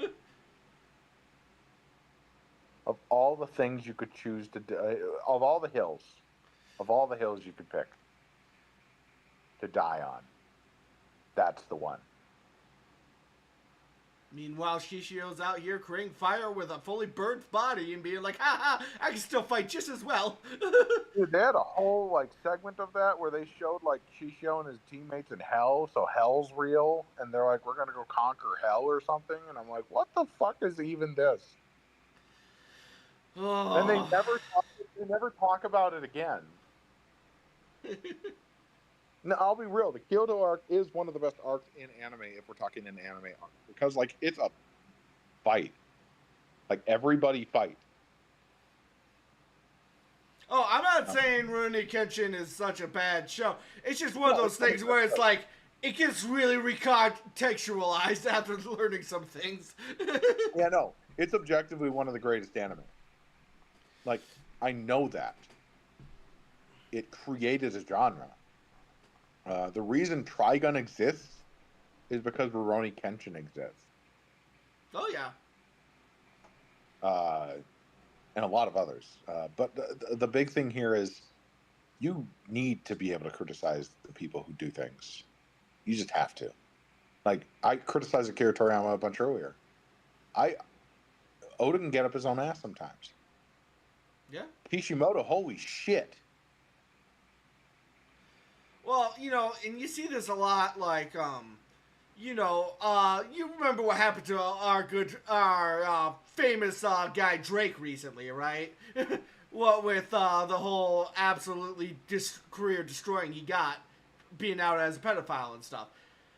Despite being out as a pedophile and just being revealed about how bad of a person he really is, he still had his fans defending him, and I'm like, it doesn't matter if you like his music, that doesn't make him a good person. It's true. It's factually true.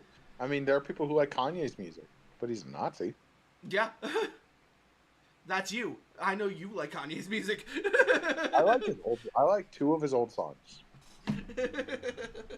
I like Power and Stronger. That's it. And I like Stronger because it samples Daft Punk. But like, yeah. So it's like, you can't separate the work from the author, but that doesn't always mean that, like, just because somebody made a good thing doesn't mean that they're suddenly a good person. No. And that's a big thing too, is like there are times when you can't separate the author from the art from the artist. There are times. Actually, that does remind me of something I've been playing recently. Do you know what came out on the PlayStation Game Pass? Yeah. Listen, said if it was ever free and I didn't have to give it money, I would play it. I said I would too, but I have it on my console. I haven't had the energy or the want to play it.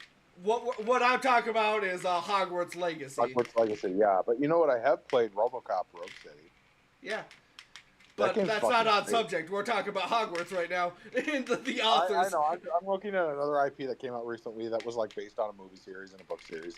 But I'm like, I prefer this one because it's better and the creator is better.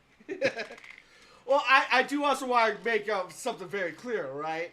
I hate the creator of Harry Potter. I'm a huge Harry Potter fan. I'm walking around Hogwarts being like, yeah, Hogwarts! Look at this great wizard museum I'm walking through. I hate the creator. I didn't buy the game because I didn't want to give a single dollar to the turfs. Because, if there were... Because, like, that's just what you gotta do sometimes, is you gotta, like, look at something, be like, well, this is $60, and $1 will go to, somebody who's trying to genocide trans people. I'm not gonna do that. I don't want to give $1 to that person. Just imagine, like, if, let's say the newest, the next Final Fantasy game came out, the new one that we were just talking about. Imagine that came out, and on the front it said, $1 of every purchase will go to Nazis. Would you buy that? Oh, fuck no. No, you wouldn't. And that's kind of how I feel about Hogwarts Legacy. I'm like, I'll play it, I will enjoy it, but only if I don't have to give the turf money. But only if I don't have to give Rolling money. Because at the end of the day, I love video games. Very important aspect of my life. Not hating on trans people, not feeding the turf, slightly more important than playing the very popular video game of the week, I can skip playing a video game if it means not giving Rolling money. I mean, that's the problem, though, is like, she's going to make money beside herself. Oh, she will, but I also don't have to give her more money, That's true. So that's where it is. You can, defend the developers, and I have a lot to say about the game that maybe we could do a different podcast on at some point, because I don't want to go into it right now, but, like, at the end of the day, I don't want to give Rolling money, so I'm not going to play the game. And if that hurts the developers of the game, well, they should have made a Wizard game that didn't have Harry Potter. They should have just made their own. And I have more to say on that subject, but that's a different discussion for a different day. My voice is starting to get tired. got anything more you want to say? Because I think we might have to wrap it up here. I just realized how tired my voice is getting. No, you're good. I think that was basically all we had to cover. We covered a lot of good bases today. We had our yelling match early, so we got that out of the way. But yeah, no, it was fun to be on. Yeah, it was fun. And next time we can talk about that subject I just went off on in more detail. There you go. Alright, well, I hope y'all had fun. I hope y'all think about the things we said, especially in regards to the grooming. Don't groom people. I was just thinking about what horrible thing I could put at the end there. Stop watching shoujo anime. It's all grooming bullshit. Oh, but anyways, I hope y'all had fun. Bye. Bye.